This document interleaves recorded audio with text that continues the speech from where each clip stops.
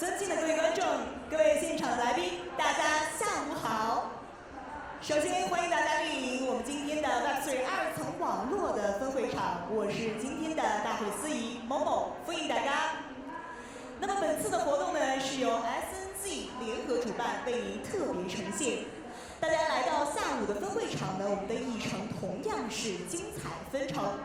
那么第一位嘉宾呢，是由 Taco 联合创始人兼 CEO Marshall 带来的，请他来到我们的舞台，为大家讲解他们的技术愿景。让我们给点掌声，今天下午的第一位分享嘉宾好吗？热烈的掌声欢迎我们的 Taco 联合创始人来到我们的舞台中央，欢迎您。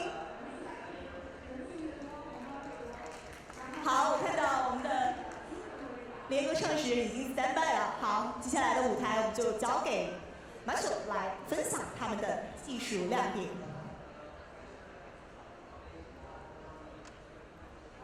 Hello everyone, thanks for having me.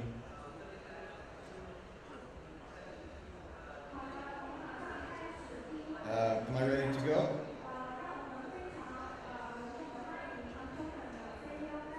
Okay, thank you so much for the introduction and for having me virtually.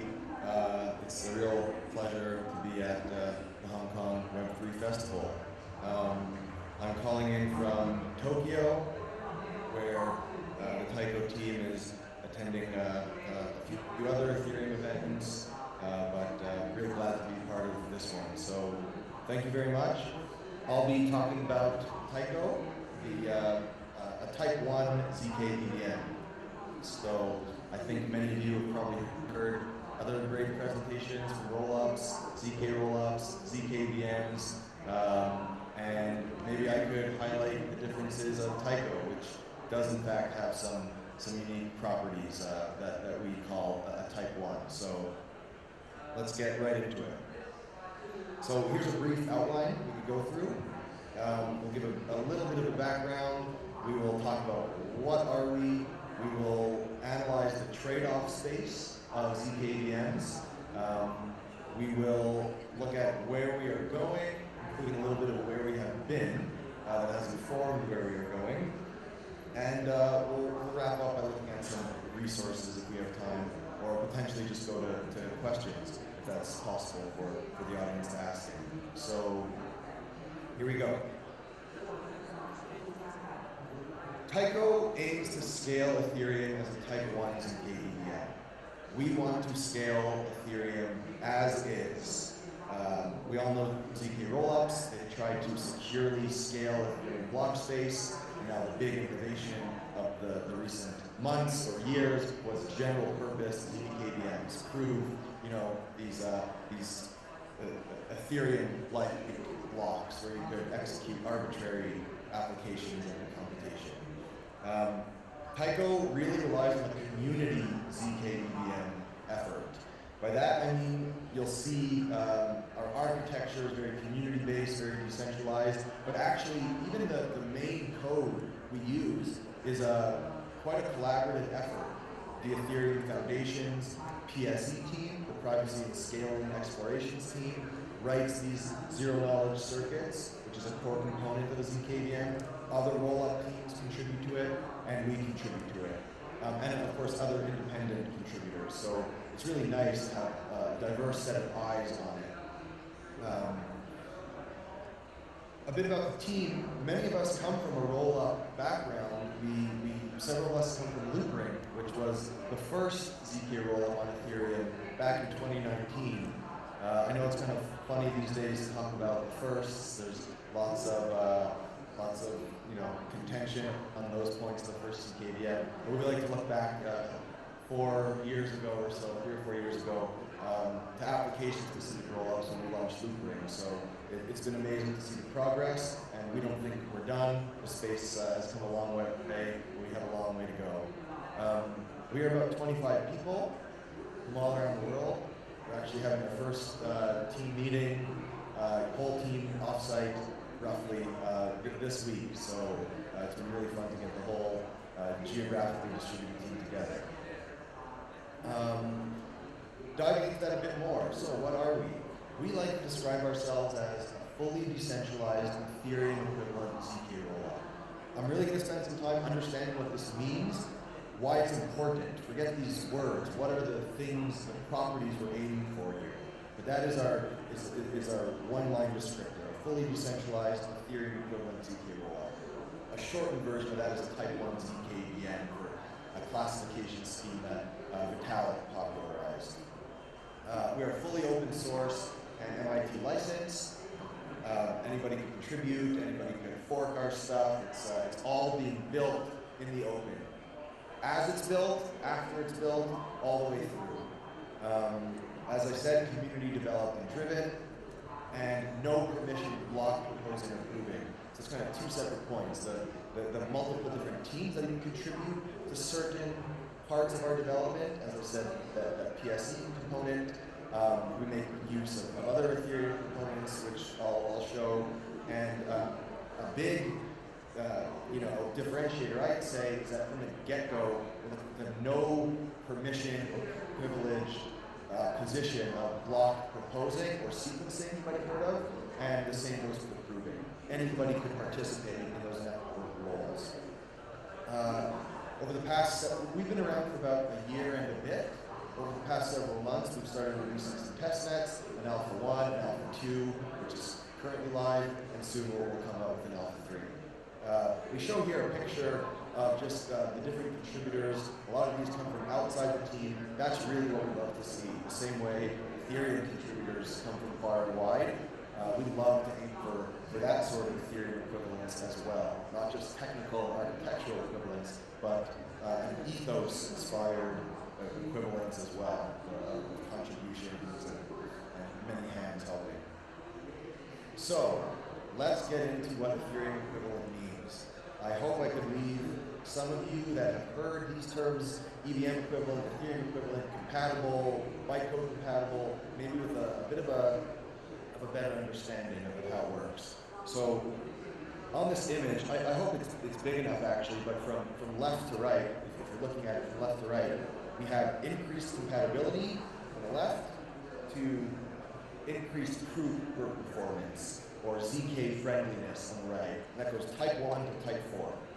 We hug the extreme of a Type 1 ZK-VM, which prioritizes Ethereum compatibility above all.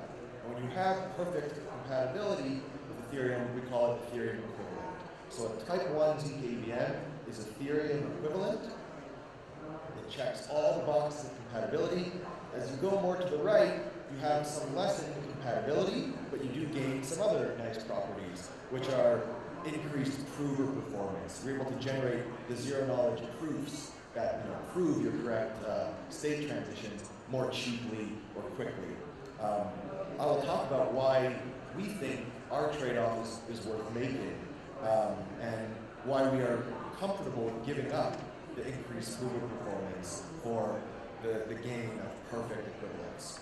So that is our trade-off. I think it's very helpful for everyone to understand. These are all trade-off spaces. It's about where you want to be on that spectrum and being comfortable with those choices. So Type 1 ZK-VM, to specify a bit more what we mean by EVM equivalent, that means yellow paper validity rules. From the Ethereum spec, the yellow paper, many years ago, those rules are what defines how our state machine transitions as well. No changes there. All opcode supported, bytecode level complete compatibility and equivalence. The Ethereum spec is what dictates how we do. We don't change anything and try to optimize it. Similarly, we don't change the gas schedule. You could follow the validity rules, but change the gas costs for some of those instructions, those opcodes.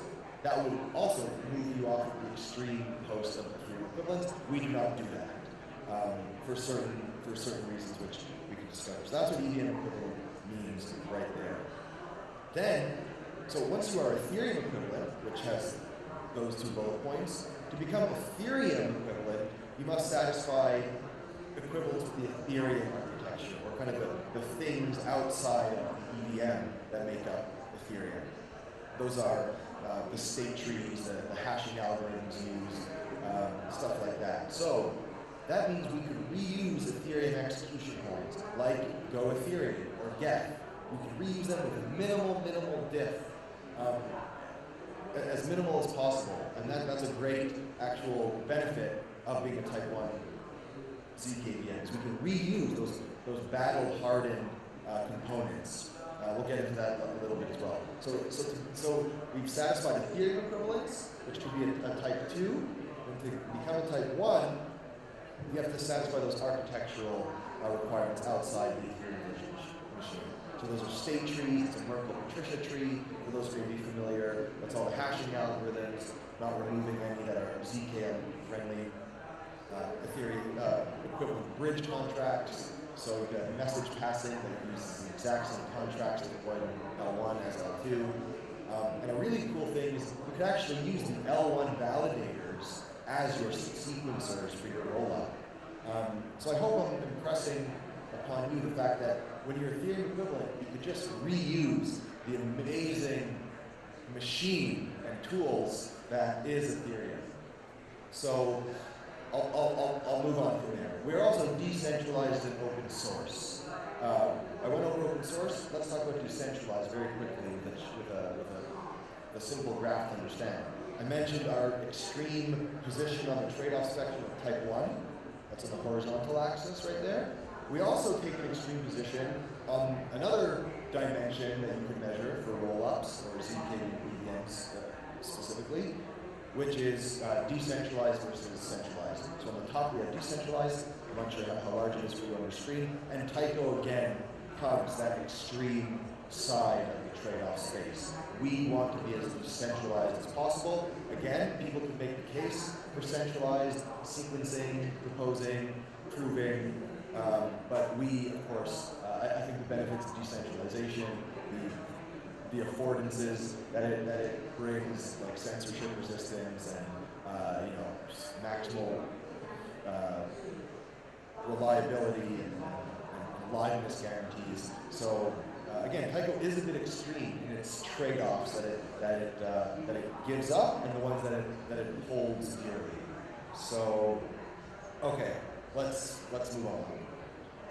I've been expressing things in a trade-off context, and let's look at why we love our quite extreme position on the trade-off dimensions. We believe that the EVM is winning, or quite frankly, has already won. All the EVM compatible chains, we all know them. Those are other L1s that implement the EVM. Those are now roll-ups, optimistic roll-ups. The EVM has captured the mind share of developers, so I make the point to say here, it's zero cognitive overhead for developers to use Tycho. It is as Ethereum equivalent as possible, as I keep stressing. All tooling is supported, they can feel right at home, and they can enjoy the best developer experience. Then, again, moving beyond the EVM equivalents that will make developers happy, the network could be happier, the network participants could be happy or have an easier time because we could reuse Ethereum infrastructure. So Ethereum infrastructure, maximum reuse and minimal diffs. We get to reuse this battle-hardened, right? 6-7 years plus of these clients that are battle-hardened. We get to reuse those clients as our node roll-up clients. So that's really nice. Those are well supported, and as the next point says, security edge cases are minimized or removed. Building ZKVMs are so hard.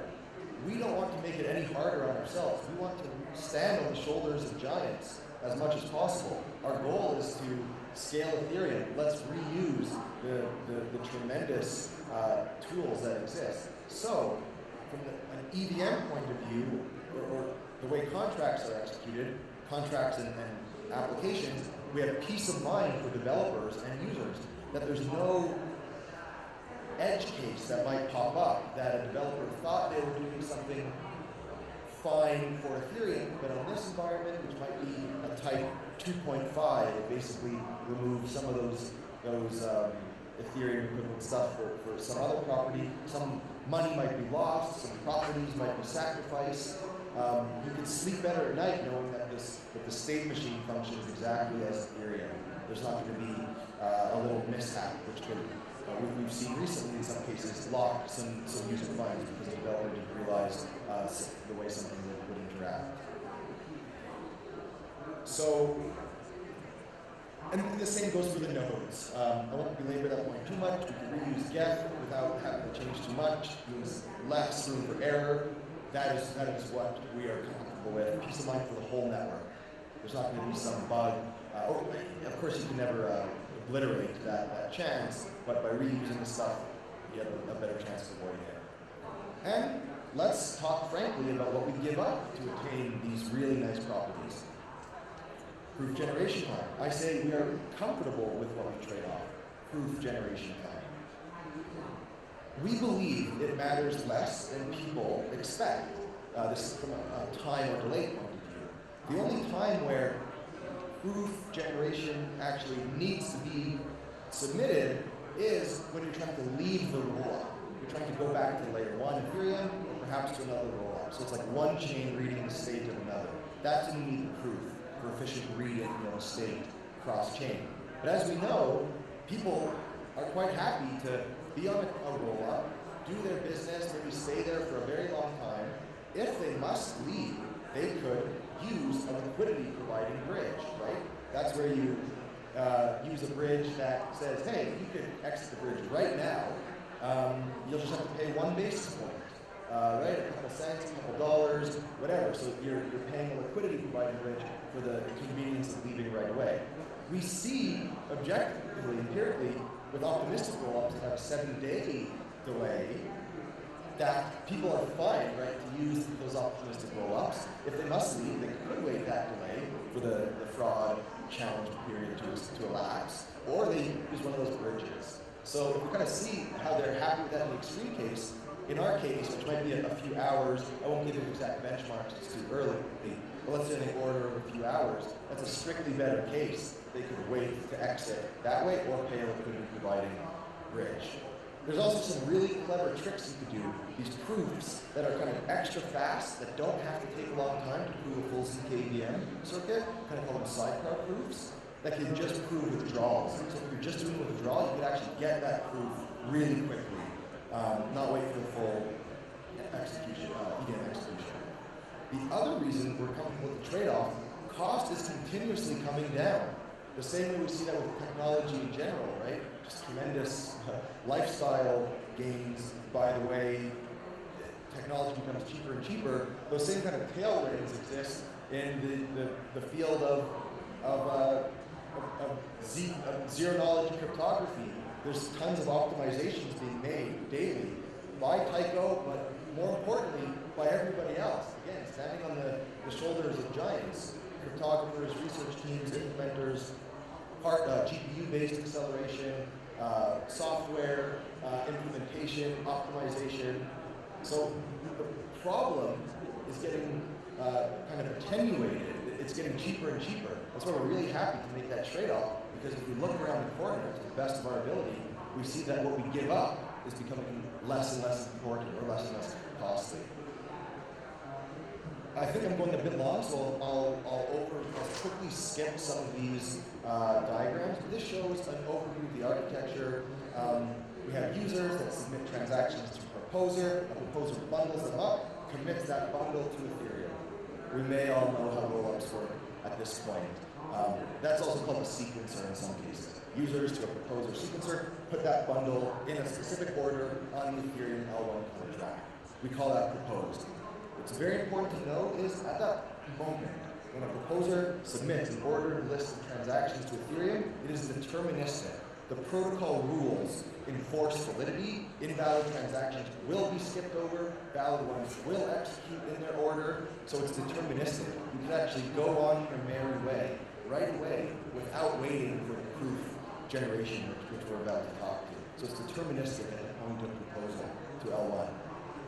Then a prover comes in, sees a proposed block, they start generating proof for that very reason I mentioned before, because you need that ZKP for other chains, like Ethereum L1 or other rollups, to read your state efficiently. They start proving the blocks. Once it's proven, we call that proven or proved there. That's number 3. What brings us to the last step, which we call verified, is when all your parent blocks are proven. So it becomes proposed, proven, and then when you're proven, if all your parents, those that came before you, are proven, then you're verified. That's the final level of finality. I'll skip this, just overview and one more other one. Okay, let's look a bit to the future, but also by looking a bit at the past. From the Taiko Alpha 1 testnet, a few months ago, our first testnet, here's the really cool thing that, to my knowledge, was unprecedented. It was permissionless proposing. So that proposing job that we just talked about, but batch up a bunch of L2 transactions, propose it to Ethereum, we allowed anyone to do that, anybody at all. And it was amazing to see 2,000 unique addresses, proposers, acted as proposers. It was awesome. The community loved it. People ran the node, proposed blocks. It was amazing to see. Moving on very quickly, in the next testnet, we did the same thing with proving being permissionless. Once those blocks are committed to L1 from the proposers, a prover, anybody could take that proposed block and start to generate the zero-knowledge proof for it. As that's a bit harder, you see the number drop off. As of now, we have about 140, or as of yesterday, we have 140 unique provers. Because it's a bit more heavy-duty hardware to run. So 2,000 proposers, kind of easier to run. The provers, it's a bit more difficult, hardware heavy. So 140 unique provers. And in our, as I mentioned, it's permissionless. There's also no leader election or coordination scheme. It's just take the proof and the most efficient is going to win. Whoever generates that deterministic proof first is going to win the protocol reward associated with it. I won't go into protocol economics too much. We definitely won't have time. One thing to note is that at this point, we're not proving the full circuit. We're proving one kind of sub-circuit called the public input circuit. We don't have all the circuits finished with ZK yet. But again, so lovely to see broad participation of provers. Really helpful also in the testnet was we found some issues, some bugs, a protocol economics flaw, and some related ones. So, that's what testnets are for, and we're super thrilled to be able to improve our product from it. I will go very quickly to wrap this up. Where we're going, in the next testnet, we're going to improve, simplify, optimize the protocol. We're moving a lot of logic into the ZKPs for cost savings and associated properties. We're going to enable EIP 1559 pricing mechanisms on L2. EIP 1559 inspires our proposer and prover fee structure. Those goals that we just kind of went over quickly, those are not altruistic goals. People are doing that to get paid. Proposers get paid by their L2 transactions that they're rolling up and committing. Provers get paid by the protocol that's kind of mediating some of those fees and giving some to the prover via an EIP 1559 like scheme. We will apply lessons from L2, we will finish the circuits. Let's not dig in too deeply there. And look, where are we going long term? I just want to kind of end on a simple note. This stuff is a bit complicated, different levels of understanding. What's most important to remember for Taiko is the trade-offs we make and the core ideals we cling to. We want to be Ethereum equivalent, decentralized, and ultimately the most exciting thing is if we achieve our goals, being Ethereum equivalent means we could actually prove Ethereum L1 blocks as they are. Our system could generate a ZK smart proof of a correct Ethereum L1 block.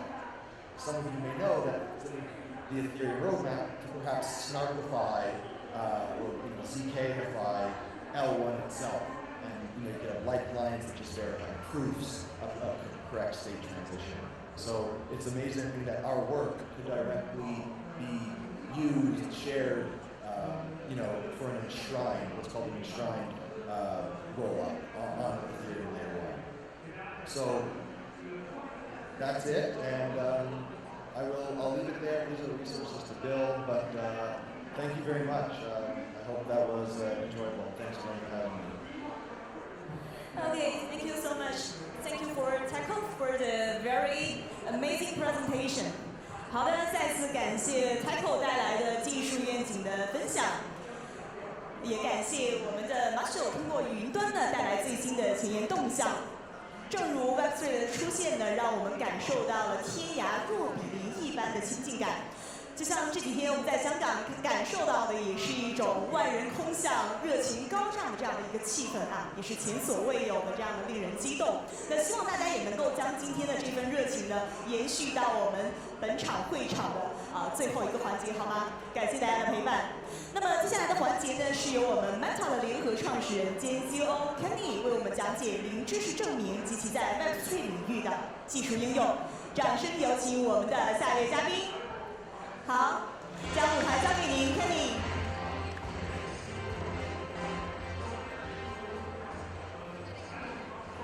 嗨，大家好，我叫 Kenny， 我的中文不是很好，我2岁半就去美国了，然后在那长大的，所以我今天的 presentation 得用英文讲，希望会很有意思。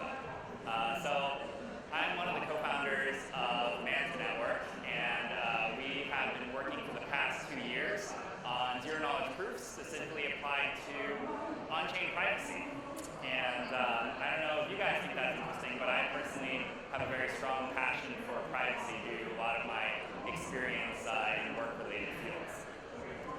But for those of you that don't know Manta Network, so we are currently a team of about 60 people all around the world. Core developers, most of our cryptographers are in the United States and Europe. A lot of the business and operations teams are in the US, Europe, and parts of Asia. And then also a lot of team members now in China as well. So yeah, we've been at this, and like I said, we specifically focus on zero-knowledge proofs. Our core competency is taking zero-knowledge proof research and then applying it to various scenarios. And Manta Network is actually one of those scenarios. It's a network that we're building out specifically for on-chain privacy. Through our research, through the development that we've made over the past 2 years, we've been actually able to make Manta Network, or transform Manta Network, into the fastest ZK protocol that's also a layer 1. And this is specifically focused on any sort of on-chain use cases. You can generate a zero-knowledge proof in about 1 to 2 seconds, and the rest is just up to the block time. We've got amazing backing from great supporters in the space, including Polychain, Binance, etc. And, oh, yeah, sorry. About myself, I'm a Gemini. I don't know why. People ask me a lot about my astrology sign these days, so I figured I'd just let people know. I'm an entrepreneur by trade, so I actually started my first company in 2011. And that was in the cloud computing space. And during that time, cloud computing was also considered a bubble. So people were thinking, okay, it's just a fad, no one's going to use it. But then we started seeing tons of applications actually start emerging from that space. And now, there's no company in the world that doesn't use some form of cloud computing. I think it's the same thing with blockchain. We're seeing a lot of evolution in that space right now as well. Right? When we first got Bitcoin and decentralization, right, what we saw was there's private, or not private, but fully public decentralized transacting. I'm able to transfer value to you from one user to another without having to worry about your identity, without having to worry about a middleman. This was pretty revolutionary at the time, but there were a lot of caveats. For one, it's not Turing complete. And so Turing completeness, for those of you that don't know, right, it just means that you can put an application on top of it. So with Bitcoin, you can't build applications, right? You can't deploy decentralized taxis or decentralized, smart contracts. And so when Ethereum came out, that was pretty revolutionary as a next step. Because with Ethereum, what ends up happening is now you can deploy decentralized applications and people can exist and build their online profiles in a fully decentralized manner. This is something that Bitcoin was not able to deliver. And so now that we're getting to this stage, right, we see this proliferation of all sorts of applications in this space, decentralized applications. I mean, the most common use cases we see are in DeFi and NFTs. Right? But now we're getting to a point where Ethereum as a layer 1 solution is no longer enough. And so the next question is, what's that additional chapter? What's that next stage for decentralization? And that's exactly why zero-knowledge proofs are so critical, right? Everyone talks about zero-knowledge proofs. Everyone says, oh, ZKP this, ZK that. But why? the reason why zero-knowledge proofs are so critical is because it provides two amazing solutions. The first one is on the scalability side, right? So when you think about, okay, how do I get 100,000 users simultaneously on Ethereum? That's going to increase the gas fees, and you'll notice that. So you want some sort of scalability solutions in the form of rollups, right? So one use case for zero-knowledge proofs is on the rollup side. On the other hand, zero-knowledge proofs are also very much used for on-chain privacy. And so right now, right, one of the less popular use cases, but extremely critical, is around on-chain privacy. Because if you think about it, if you want to get your user base to 1 million daily active users, right? Like with centralized applications, you can see 9 to 10 million daily active users on some of the more popular mobile apps. If you have 9 to 10 million daily active users creating on-chain data points on your application every single day without any form of privacy, that's a huge privacy mistake. One analogy would be if you go to Starbucks and you buy a coffee. You buy that coffee with crypto. Now, the transactions on-chain, everyone can see when you bought the coffee, how much you bought, where it was, and I can see Kenny goes by Starbucks every 8 a.m. Monday through Friday at this location. Right? You can see why that is a huge problem. And so if you want to scale out the next generation of Web3, you have to consider not just the scalability side from rollups, but also the user experience and user safety side from privacy. And ZK solves both. I went to pursue my MBA over at MIT, and the reason I bring this up is because, I don't know if you guys know this guy. His name is Gary Gensler, and he's currently the chairman of the US SEC. And during my time at MIT, I was his teaching assistant for all of his blockchain courses. And so, that was very fun, very enlightening experience. But point being that I've, kind of accustomed myself to the crypto space on both the application side as well as thinking about the regulatory compliance side, which is a very interesting topic, especially when you apply it to something like privacy. But the big problem with privacy right now is specifically around identity, right? How many of you guys know what a soulbound, or don't know what a soulbound token is? Okay, great. Either you're not paying attention or you all know what a soulbound token is, which is great. So I don't have to explain. But right now, soulbound tokens, or SBTs for short, they're the entry solution for any sort of identity on the blockchain, right? There's a lot of SBT research and exploration to build on-chain identity as you interact with applications. But that's a problem because these SBTs, this on-chain identity, it's associated with you in a very public-facing manner, right? How many of you guys have used MetaMask? Okay, cool. Yeah, so tons of you guys. And when you use MetaMask, right, how many of you only have one wallet address on MetaMask? Okay, you only have one. You got to use MetaMask more. But for the rest of everyone else, right, like why do you have multiple wallet addresses on MetaMask? You have multiple wallet addresses because perhaps you're trying to fragment aspects of your identity. Maybe you don't want certain NFTs associated with other NFTs. You don't want your cryptocurrency assets associated with some NFTs or other transactions that you're making on chain. Right? Whatever the reason is, the point is that whether you think about it or not, you are concerned about your privacy on chain. And that's very much exemplified by the fact that you have multiple wallets on MetaMask. And so privacy is a huge issue with decentralized identity, but apart from those issues, right, what other issues arise when you have, an attempt at public identity, but without any sort of controls or privacy or security?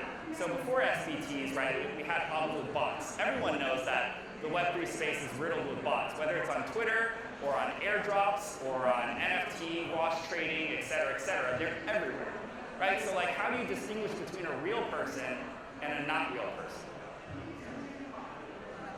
Another thing is the Sybil attacks. These are kind of related.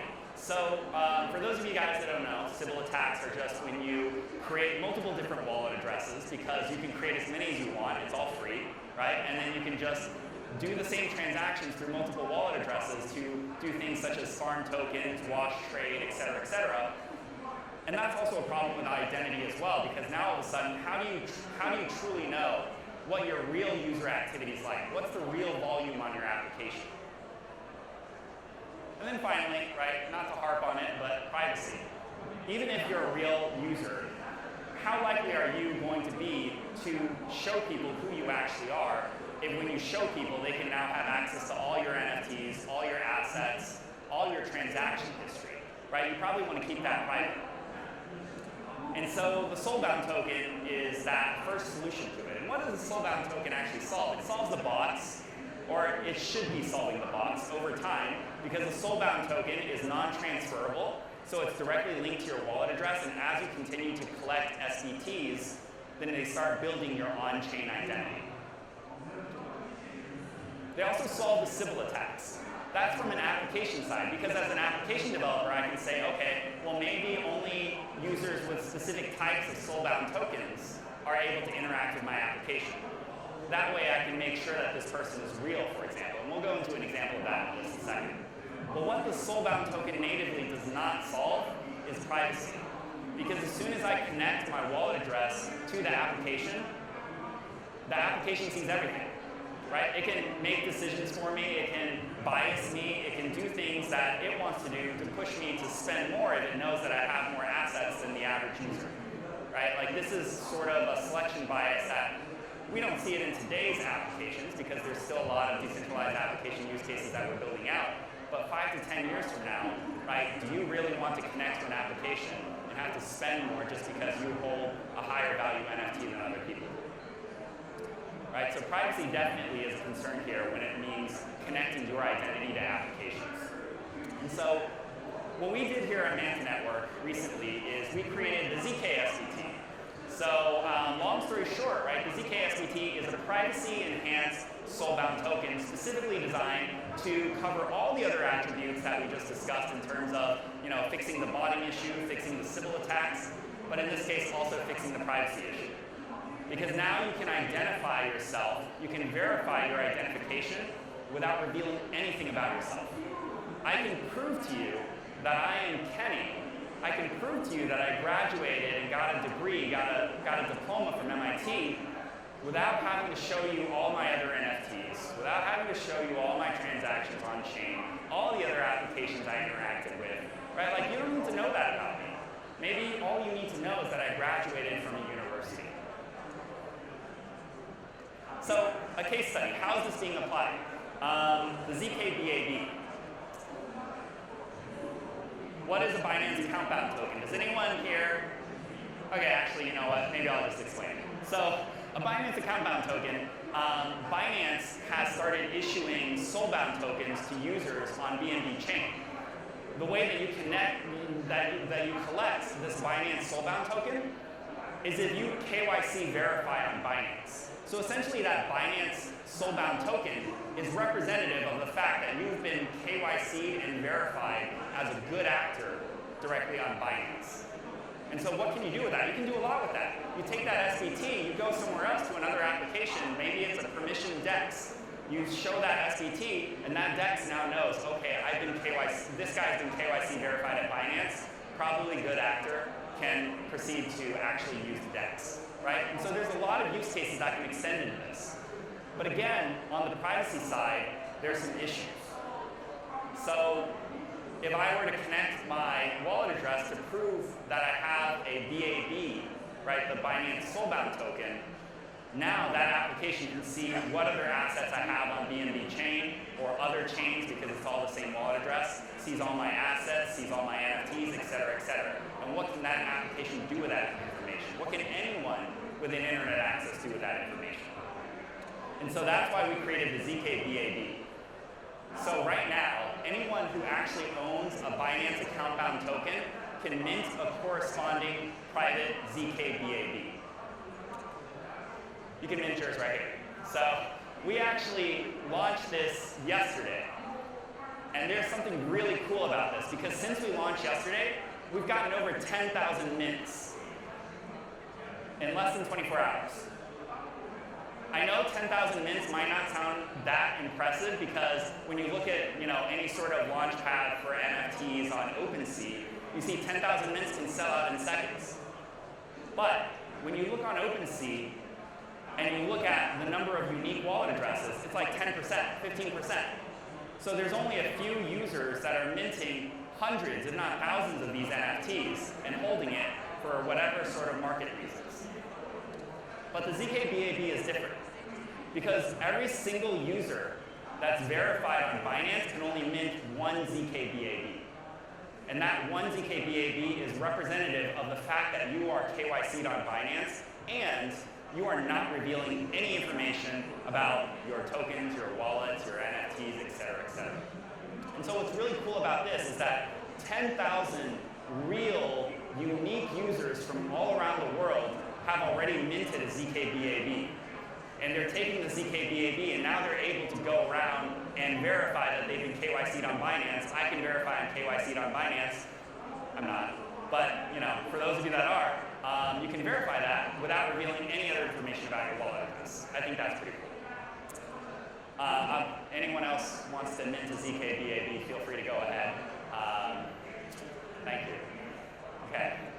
And so why Manta's ZK-SDTs are the perfect solution for Web3 identity. It's a seamless user experience.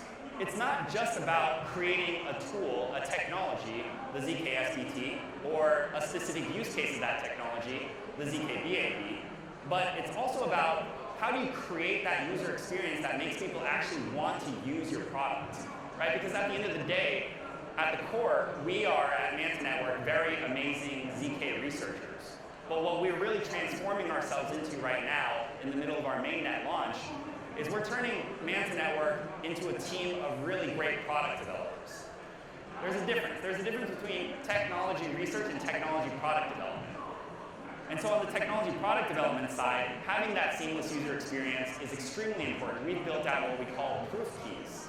And proof keys allow for you to actually verify that you own a ZK-SDT without even connecting your wallet address. And so that means that you use a dApp right now. What do? You go to the dApp, and the first thing you have to do is click Connect Wallet Address. And then you can see everything else. But with a ZKBAB, especially connected with proof keys, you're now able to verify your ownership and your KYC verification on Binance without even connecting a wallet address. You can use it just like in a Web2 experience. With ZK experts, right, that's one of the big barriers for ZK development. But with Manta Network, what we're doing is we're building a lot of ZK abstraction so that you don't need developers, you don't need cryptographers on your team. Any developer can use Manta Network's SDK to start building private identity features for their users. And what this means, because you don't have to connect your wallet and anyone can build, we're trying to target those Web2 users. We're trying to bring on that next billion users, not by continuing to build applications that service the Web3 space, but think about applications that can onboard Web2 users. And so anyone in the audience that's building mobile applications and thinking about Web3 and their user privacy, definitely would love to come talk to you guys. We already have a lot of applications that are building on us. We actually have a Web 2.5 mobile application specifically around dating, themed around astrology. And then we have minting for ZK SDTs and ZK NFTs as well, and a lot of other products building on our ecosystem. We do have a grants program, so any developers in the audience who are very interested in building with on-chain privacy, private identity, and the most seamless user experience possible, please, let's connect afterwards. And yeah, if you have any questions, I'm open, if we even have time.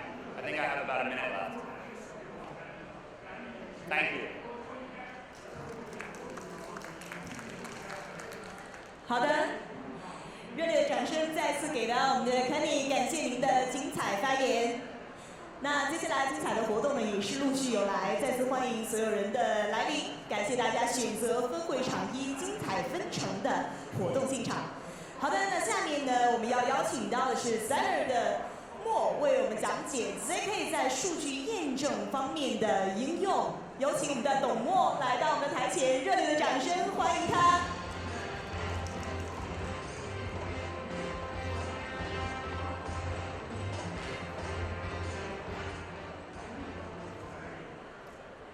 All right, good afternoon, everyone. My name is Mo. I'm a co-founder of Seller. I was instructed by the conference organizer to kind the talk easier to digest. I will try my best. 我没有用那个中文讲过这个talk， 但是我会尽量用中文去今天给大家讲我们最新的一个 initiative 叫做 Previous。Previous 呢是我们 Center 最近在做的一个新的这么一个 initiative。那么它是一个什么呢？叫做一个 ZK 的全链数据验证平台 ，ZK Data Attestation，ZK Omnichain Data Attestation Platform。在讲 Previous 之前呢，对于大家不知道 Center 之前就是我们一直在做什么的，我们简单介绍一下自己，对吧 ？Center 是一个 multi-blockchain interoperability protocol， 我们能做什么呢？它是能够去 enable generalized message passing from one chain to another， 就是能够去做这样的一个跨链的消息传输。Center 上面有非常多的应用，比如说 Center 的 C Bridge， 也就是我们的 asset 桥资产桥，目前在过去的1到2年时间已经处理了13.6 billion transaction volume and 250 million total value logged even in this market condition. So Center's ecosystem is also having a very broad ecosystem. Some of notable partners include PancakeSwap, which we enable cross-chain yield farming for them, and also cross-chain liquidity protocol for MetaMask. If you click your MetaMask today, they recently added a new functionality called Bridge. There's the send, receive, and the swap. And now today, if you see it, it has a bridge functionality. And Center is one of the very few bridges that are powering MetaMask bridging functionality today. And we have a very, very wide ecosystem. So when we're doing this kind of ecosystem expansion and also kind of building the Omnichain ecosystem, we start to hear a lot of feedback from the project about the need to not only just pass information from one chain to the other, but actually start to look at data access capabilities. This is why we're starting to kind of build Previous. Now, before we talk about what Previous is, let's actually take one step back and look at the Web2 data area. Web2 data is actually very much logged in walled gardens today. You use different applications today, but your data is actually stored in all these private databases, right? So like, your data is logged in Facebook, Twitter, Robinhood, AWS, and all that stuff. So what this means is that in Web2 age, there is no data interoperability. You cannot easily bring your data from one application to another. Your data is forever logged into these applications, and it actually starts over the innovation because there's no good way to actually create new kind of applications based on existing data you have generated. So it also causes identity segregation, means that you as a single person actually have multiple different kind of identity across applications. We all know that, and this is nothing new. And Web3 here can be different because even though you're facing different kind of applications yourself, you're using Axie, you're using Compound, Uniswap, but all these applications today are writing to the same kind of database, which is called blockchain, same public fully shared database. And on this database, you have a lot of exciting raw data. You have X send Y, X attendees. Someone bid $50 on an NFT. You provide liquidity on Uniswap. You stake in Ethereum POS. You deposit it into centralized exchanges and so on and so forth. So we now, especially in this multi-chain world, you actually have a very big wealth of data that is already sitting on the blockchain today. And from this raw data, you can actually extract a lot more valuable information like social and financial graphs, user profile, what's this user look like, is it a big trader, NFT player, and so on and so forth, and application profile, what is the trading volume of the Uniswap, what is the active user of a game, what is the 7-day retention of a game application. These things that are traditionally private, that is logged into each of the application domain, now are fully public and visible in the blockchain itself. And this kind of application insights and the data is already used in the off-chain settings. Many people are probably familiar with this. This is the Doom Analytics dashboard, right? So you can actually extract all this information and look at that off-chain as a human because these Web2 solutions that are extracting information for you. And you have DeFi Llama, you have Nansen that is doing user profile analysis and so on and so forth. So the next question, the natural next question to ask is that because we can access all this data already off-chain, can on-chain smart contract actually access and utilize this data in a fully trust-free way. Because if we can, there are a lot of exciting use cases that we can build, like data-driven DeFi, trust minimized cross-chain interoperability, behavioral-based DIDs, anti-civil attack, new kind of identity system, and so on and so forth. But unfortunately, the answer to that question is a big no. We cannot. In fact, if we look at on-chain smart contract today, the on-chain smart contract themselves can only access data on the same chain instead of in multi-blockchain. And you can only access data in the most current block. There's no past historical view. There's no way to access historical data. Let's say you want to access what is the trading volume in the last 7 days of Uniswap and inject that into a smart contract logic. There is no way to do that. And more importantly, you can only access data via predefined, explicitly exposed interfaces from smart contract. There's no way to actually access data that is not exposed by a view function, right? So like, let's say, there's no way for you to access the distribution of the fund for LPs in Uniswap easily. So how do we fix this, right? So like, this really doesn't make sense because on-chain smart contracts are, after all, native citizens of the blockchain world. There's no reason that they cannot access all the vast majority of data and extract value from all these multi-blockchain world. Well, some may say that, wait a minute, there can be a solution for this, right? For the same blockchain, you can actually record all the block headers, each and every block headers with state root on the blockchain itself, and whenever you want to actually access certain data, you can actually expand that entire blockchain state via Merkle proof and directly compute a very complicated Merkle proof on-chain in the smart contract and find the storage slot that you're interested in and get the result you want. Well, in theory, this is the okay approach, but the problem about that is that it is super expensive to do. Okay, so let's assume we somehow magically solve that problem, and we can actually, we can actually retrieve data from a same chain perspective. Now, for information to pass from one chain to another, or an application to access data on a different blockchain, you need to be able to pass block hash or state root from one chain to another in an entirely trust-free way. In theory, how you can do this is by passing the block hash and including all the, let's say in the Ethereum case, BL signatures, SSH sync, committee process, and all that stuff into a different blockchain and write a light client that is almost like an off-chain light client today that is verifying all the signatures directly in Solidity, directly on-chain in the smart contract. Now that process is super, super expensive. Okay, so the situation right now is that, if you're a smart contract, you're actually living in the vast darkness.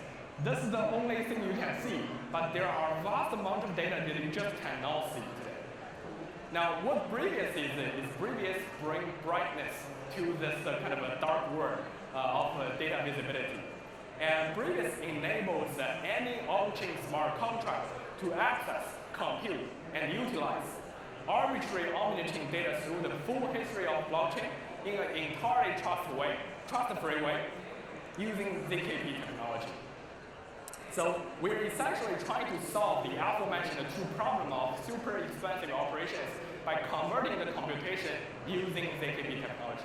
Okay, how? I wouldn't have time to go into the ZKP technology in detail for sure, but I just want to give you a quick intuition behind this, which is the magic of computation migration using ZKP. So let's say, what is magic of computation migration? Okay, let's say the goal here is to actually convince the blockchain that certain computation, let's say x plus y equals to z, without introducing any additional trust assumption. And then let's assume x plus y equals to z need 100 computing units. All these numbers are made up numbers, but their relative magnitude is actually correct. So on the blockchain, the first simple way to do this is to directly compute x plus y on the blockchain itself. Now, the result of that is because blockchain is an environment that has a huge and very high unit computation cost. the end result is that you get very, very high total unit computation cost. And the other solution, however, is to compute the computation entirely off-chain and generate a ZK proof of that computation. Now, the magical part of this is actually that ZK proof. So the ZK proof is a magical mathematical thing that you can think of that can be used to post it on-chain and let the on-chain smart contract verify the proof in a very, very low-cost way. Okay? So effectively, using ZKP, you migrated the computation from a high unit computation cost location to a low unit computation cost location. This way, you can actually reduce the computation cost from on-chain to off-chain via preserving all the trustworthiness and reduce the cost by tens of times. The only trade-off is that the total computation unit cost is higher, but because the unit cost is so low, the total cost in monetary term is actually much lower. So this whole process of moving certain computation from on-chain to the off-chain, generate ZK proof, and post it back on-chain is a pattern that you will see once and more, like in ZK rollup and in all these ZK applications, what is called ZK attestation. Now, Brevius is using that intuition behind the scenes. So I wouldn't, because of the time constraint, I wouldn't be able to go into the details of Brevius architecture for sure, but just want to give you a very high-level overview of what Brevius does. So Brevius has three components. One is ZK Fabric. ZK Fabric is a component that is used to solve the block header relay problem in an entirely trustworthy way. So what the ZK Fabric does is that it includes all the block headers and all the signatures and use a very strong prover network to generate ZK attested proofs of these block headers, what we call proof of consensus. With that, what you can have is a very wide range of block headers and across all the blockchains as a basis for data access in the later stage. Now, what ZK Query Net does is the contact point to the application itself. So let's assume that we're looking at this application where a decentralized application, decentralized exchange wants to query the past 7-day trading volume on its stack and adjust the liquidity mining reward schedule accordingly. So what it can do is that it can issue a query on-chain to an on-chain smart contract, and this agent smart contract will be able to emit an event containing the query, and this ZK Query Net will be reading this query and parsing this. Right? So there can be very different query format. It can be very specific, like you input a start time and end time, and it will return you the volume of the ZK, the volume of Uniswap, kind of a trading volume. Or it can be very general, like a GraphQL or SQL-based language to allow any application to query any data on the blockchain. And the ZK Query Net will be able to retrieve all the block headers stored in there and compute all the ZK proofs, just using the same kind of concept that we mentioned earlier, but migrate that computation using the ZK computing technology.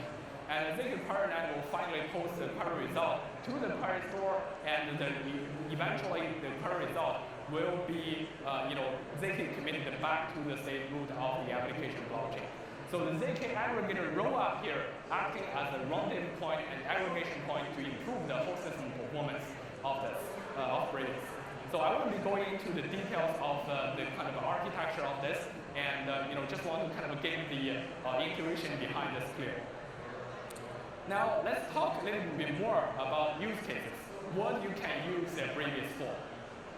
So the first and most kind of a straightforward use case for Brevius is what people generally refer to as ZK bridges, right? So today, for all the cross-chain interoperability solutions, including Stellar, you basically have chain A sending a message to chain B, and then you have some middle entity just sitting in the middle. And this can be a POS chain, it can be MPC, it can be Oracle plus Relay, it doesn't matter. But there is someone in the middle that is actually attesting and signing the message, saying that, okay, this is actually the message passed from chain A to chain B. Now, the problem about that is that, let's say, in the worst case, the middle entity can be malicious, and therefore it can actually modify the message from one chain to another. and therefore kind of compromise the entire cross-chain interoperability protocol.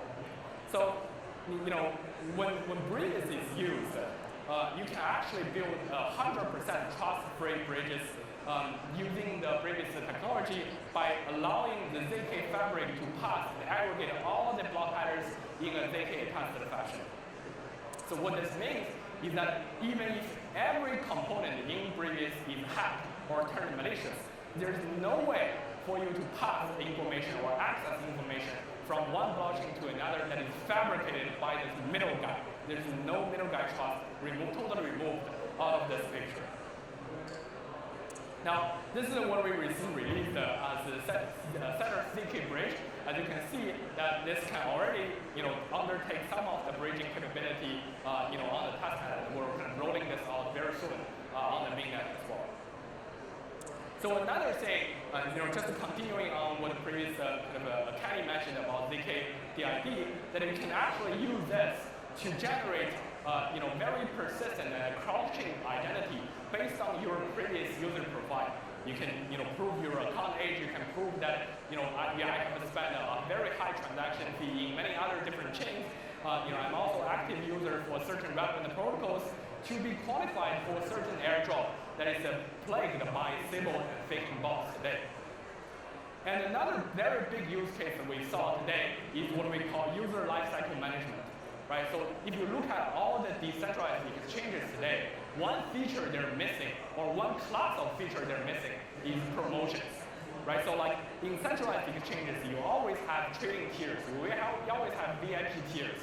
The reason that you cannot implement this easily on blockchain directly is because you need to record every trade and do the accounting there, and therefore incurring high gas costs for every trade without actually kind of benefiting with just benefiting a very small portion of the users. Now, using Brevis, you don't actually need to record anything in your smart contract directly, but instead, the Brevis can be used for users to query their past trading activities and prove that I have traded like more than $10 billion users on this DEX and therefore qualify for certain fee rebate. So this will actually enable a very wide new class of data-driven DeFi and kind of operational sectors or avenues for DeFi user acquisition and DeFi user retention that is powered by Brevis. And of course, this is not only just for DeFi, for gaming, if your LTV costs $100, there's in traditional Web2 gaming, there's a very large class of live ops you can do using Brevis as well without actually incurring on-chain per transaction cost. So you can also enable very new user acquisition platforms where, in today's settings, even in Web3, what you have is that your user acquisition funnel looks like, you basically acquire a user, let's say from Galaxy, and then you drop the NFT token to them or payment to them, and that's it. There's no further, kind of revenue sharing in this. Because the reason for that is because there's no trust-free and private access to post-install or post-kind of acquisition user data and user revenue flows. And applications themselves generally don't want to track that because tracking that actually increases the cost overall for the application's data usage. Now, using Brevis, what it can do is to build a very, very generalized user acquisition engine so that like whenever a user or cohort of user is acquired through a certain channel, their future revenue can be trust-free proven to the advertiser, and therefore the revenue can be shared among the advertiser and the publisher down the road without actually kind of an upfront payment. This really revolutionized how user acquisition works today, because in today's user acquisition world, you only get to kind of choose user once. There's no, you're paying a high-quality user and low-quality user all for the same price. And for the publishers, they are delivering you the user, but they're also just receiving the same kind of price. So this actually kind of matches and aligns the publisher and the advertiser relationship in a much deeper sense. And finally, there is this kind of a social security account abstraction where your key might get lost in your account, in your smart wallet. And what Brevis can be used in that case is to prove that your account actually previously interacted with many different kind of known entities like your major counterparties, strong KYC exchanges, and therefore they would be able to help you to recover your account even if your controlling key is lost in this particular case. So there are actually many different other use cases that you can build on Radius, and we're just getting started with this new initiative to enable a very broad omnichain data access and trust-free in a fully trust-free way for any smart contract, and we'll be releasing SDK soon. So with that, we thank you for your time to attend the talk, and if you have any questions, feel free to find us after the talk. Thank you so much. 感谢我们的董默为大家带来他们的研究和应用经验。看来我们下午的内容同样是全程高能硬核输出，而我们的观众呢也是全程聚精会神的在聆听着。那相信今天的这个行程呢也会让大家呢收获颇丰。接下来我们邀请到的是 Paddle 的夏博士，为我们讲解他们团队在可拓展隐私方面的尝试。热烈的掌声欢迎我们的夏博士来到舞台中央，掌声欢迎。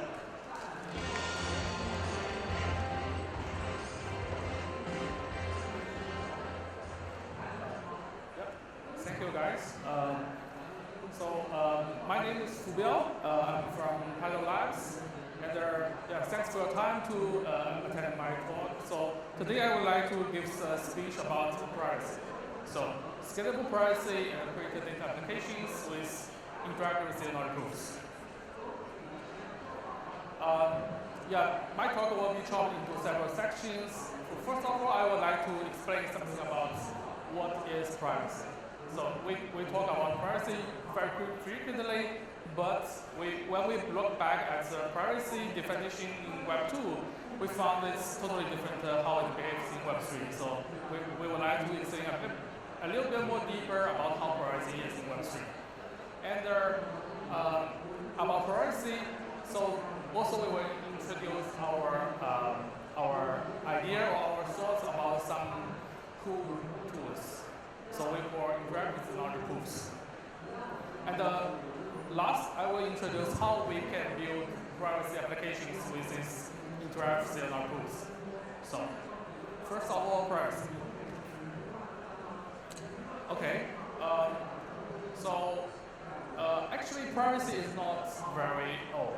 So when we look back at the digitalization process, so in the early stages, we have something like information portals, search engines, but at that time, actually we really don't care about privacy because we have totally different worlds. So the physical worlds actually are separated from the digital world. But now, currently, we are using some cool applications like you can do online shopping, you can do online payments. So you will do your social activities online. So basically, we have been stepped into a world which the physical world will have some overlaps with the digital world. And in the near future, we can believe that the physical world will be infused with the digital world. So, and then there come some questions. So basically, from the understanding of the privacy, so we think we have a digital clones which has some data linked with our physical person. Then there will be some consequences like how the privacy issues will be happening and how this kind of digital footprints will affect our individuals. So can we still control our digital contents or digital clones in the future world? This will be a very significant issue. And there's no doubt about the importance of privacy. So privacy usually, we usually will treat it as a kind of a right? So we can have our private information which is protected under different kind of regulations. And also, in some cases, we usually contribute our private information with some returns of some benefits. For example, when you use some apps, you will agree with the term of services, let the server to read or to know your privacy data, and you give some service back. And also from the technology viewpoint, privacy can be seen as a kind of state and control. So why privacy matters? I think the idea is quite straightforward. So basically, people would like to have something similar.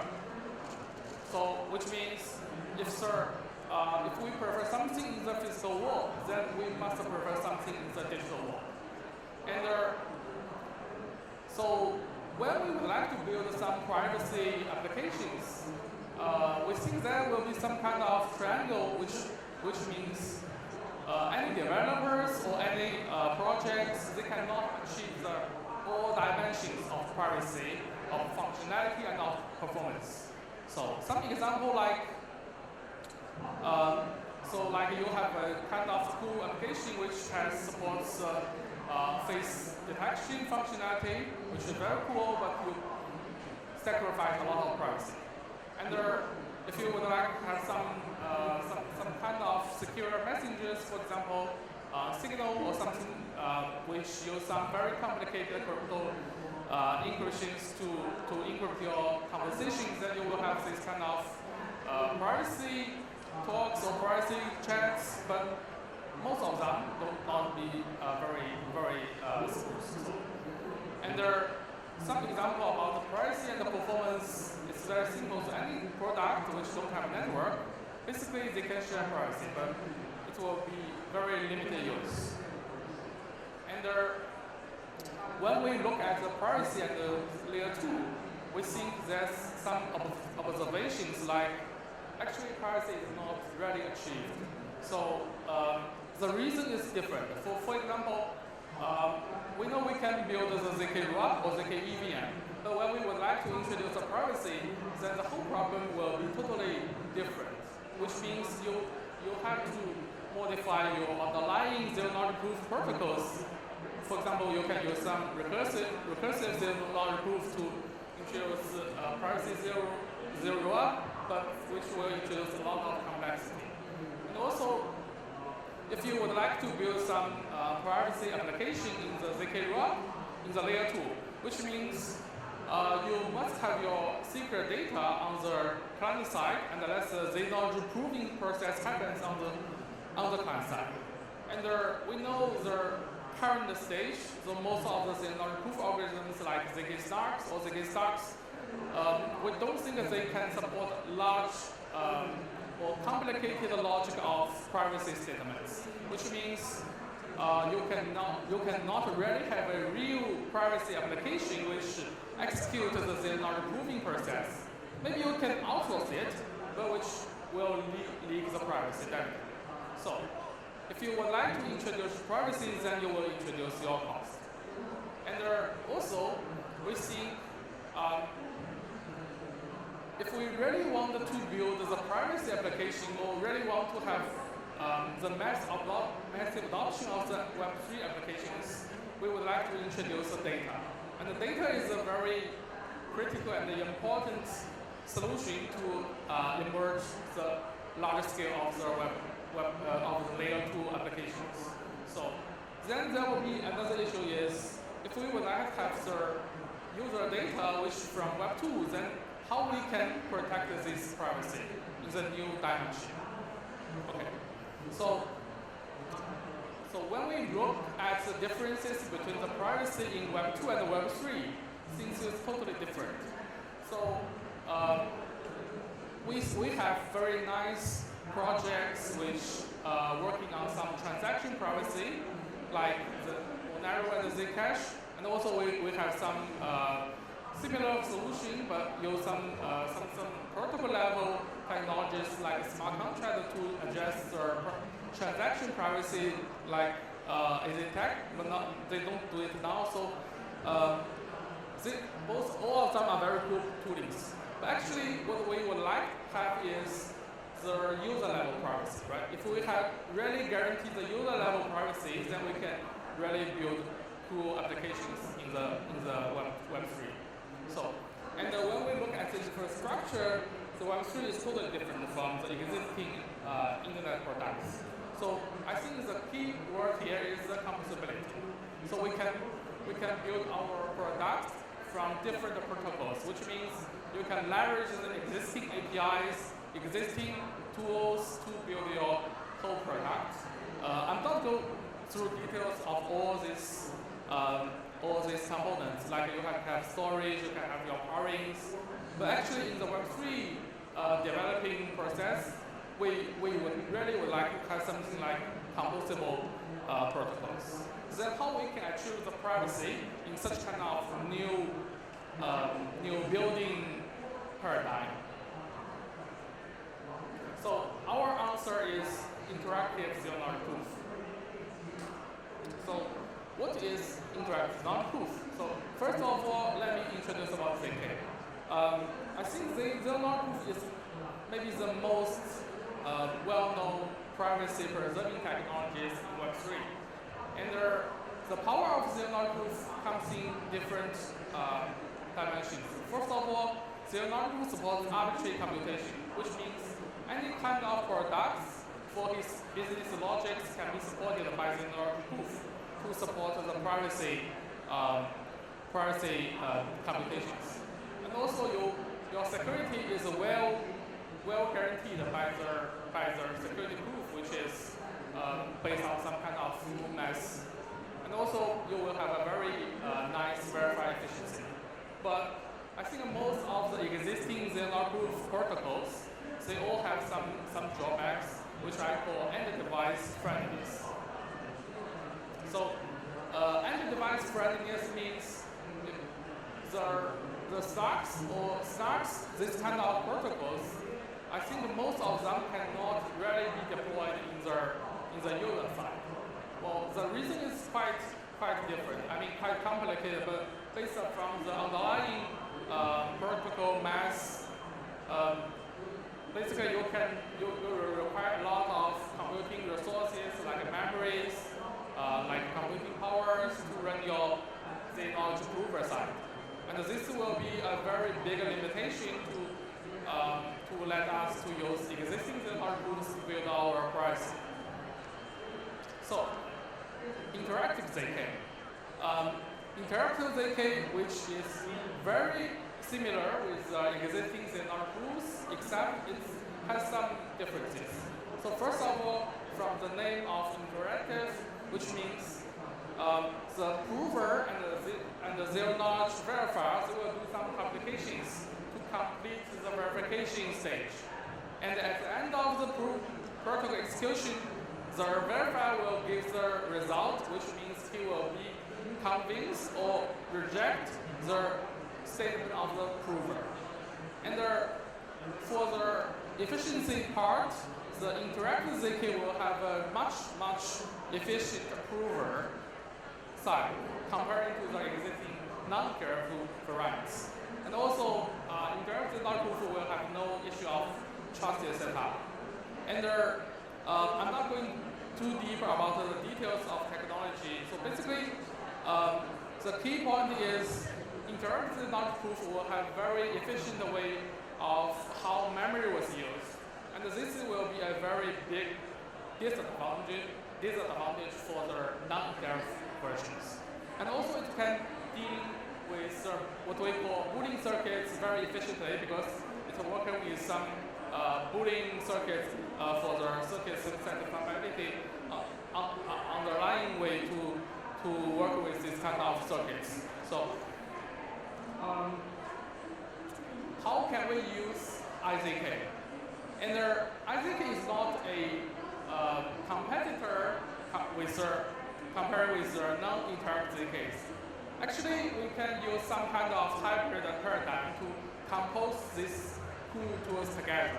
So here is an example. Suppose Alice has an app which stores some of his digital records, say birthdays, gender, whatever his personal attributes, and this kind of information will be encrypted by some well-known ciphers like AES or some hash functions. And Alice would like to prove his attribute, specify some relations, and uses the result to some protocols. And how we can do it without IZK? Okay, you have to use some existing stacks algorithms or stack algorithm to prove this statement step by step, which will really take a lot of circuits and apart from the designing phase. So, and the key problem is even you have the circuits, how you can execute these circuits in your prover side to generate such a proof will be another issue. So, and what we call is we can compose these two tools together to make it more efficiency. So the idea is the user can first have some separate IZK service and let the IZK service with the user working on the booting parts, which means you can separate some ZK statements, which is relevant to something like, okay, my data is encrypted with AES, and my data is encoded with some macros, so such kind of stuff, or compare logics with this IZK service. And also you can maybe have some other logics like something like multiplication or arithmetic stuff. Then you can use this one with the stack algorithms. And by this kind of hybrid paradigm, the efficiency will be very, very have a big improvements. And you can of course you can post the result online, on chain. So, okay. So with IZK tools, actually we can have a very cool way to build our privacy applications. And in general, we can have our apps deployed with some IZK SDK. For example, you can deploy your zero-knowledge prover in your apps, and then you can execute with some verified services of chain. And the services will give you some certification. Okay, say, yes, I prove your results, and you can submit such a certification posted to your blockchain or to your smart contract. And then in such kind of way, you can really get some assurance about how your data, what it behaves, and under a very efficient way. And of course, Interact ZK is not, it's a pure crypto technology, so it can also be solely deployed, which means you can have another single application, like you can interact your IZK tools with third-party apps. And when I think about this new paradigm, I think there will be some similarity with their tool. For example, in our ZK rollup or ZK EVM solutions, we would like to batch our transaction of the chain, and we will again verify the correctness of the execution on chain. But this kind of scaling solution will have some trade-offs. For example, you need to ensure your transaction will be the amount of transaction will be enough to make your whole solution be real economy. And also you need to improve your security of the rollup nodes.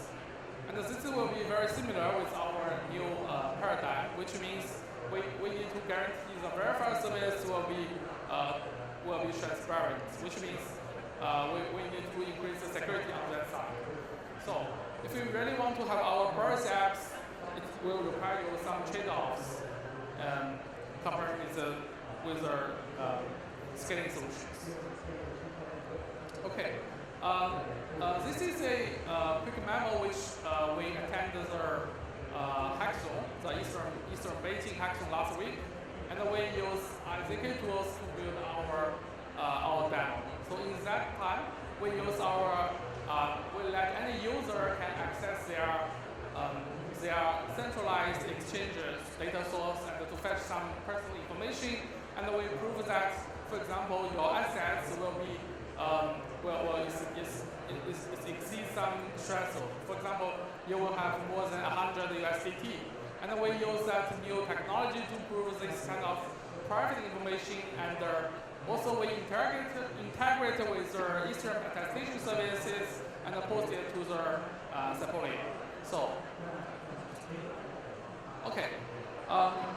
With this very powerful tool, we will believe that we can really build very cool private applications in the near future. And the key idea is we can have our real user-centric client side with guarantee from the IZK tools. You can prove anything of your personal data. You can have the proof of age, the proof of assets, the proof of the skills, what kind of university, or what kind of degree you get, so anything you can prove. And then also the important thing is we will still have the efficiency at the same time, which means we can deploy the off-chain verifiers, which any verifiers can be designed specifically, complying with the different statements. And we will have this very cool middleware of privacy supply chain, which will be supported to any kind of applications on-chain. So that's our idea of how we can scale the privacy in the near future. Okay. Yeah, thank you guys thank you for attention for my talk. So yeah, let's build Web3 with Tidal Labs. So thanks for your time. Yeah. Any questions? I will be free to. I will offline. Okay. Thank you for your sharing, Dr. 夏。再次感谢夏博士的精彩介绍，感谢大家。那我们下午环节的精彩内容还在继续。好的。那相信大家在上午的环节都听到了我们的 panel discussion 在讨论关于 Level 2应用方面的一些挑战。那当中很多的项目方呢，在下午也来到我们的舞台进行进一步的深入探讨。那接下来要请出的这一位呢，同样是我们上午参与过 panel discussion 的环节嘉宾，他就是我们的元苏。下面热烈的掌声邀请到我们的 Matus 联合创始人元苏为我们介绍他们的项目是如何乐观 Rollup 和零知识技术证明相结合的。好的，让我们热烈的掌声有请元苏来到我们的舞台。好，欢迎您，舞台交给您。谢谢。这个 slide 也是英文的，但是我就中文讲吧。那个中文有时候讲的不好，大家体谅一下。这也是我第一次来香港啊，也非常高兴能看到这么多人，好久没有看到这么多人了。我忘了拿那个东西。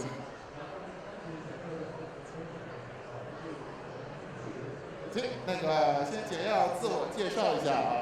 这个我其实做 programming 做了好多年了，我是从6岁就开始做programming。当时是妈妈那个从工厂里不知道怎么回事给我搞了一台那个电脑啊，就开始玩了，玩了好久啊。然后他们肯定很后悔，因为我第一件干的事情呢，就是把他们lock out，就是不让他们用这台电脑，电脑只能我自己用。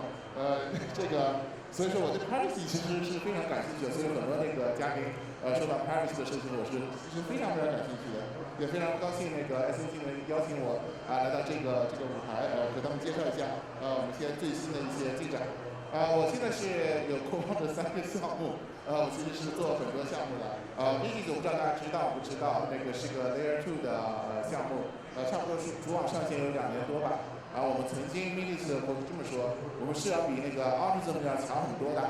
我们的 transaction 其实以前都比 Optimism 多的 ，TBR 比较多。当然有各种各样的原因啊，现在是排在那个 OP 里的第3名。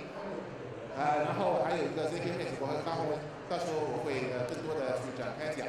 然后我还有一个就是 ZK 的幸运 ZK 的一个数据隐私分享的一个工程。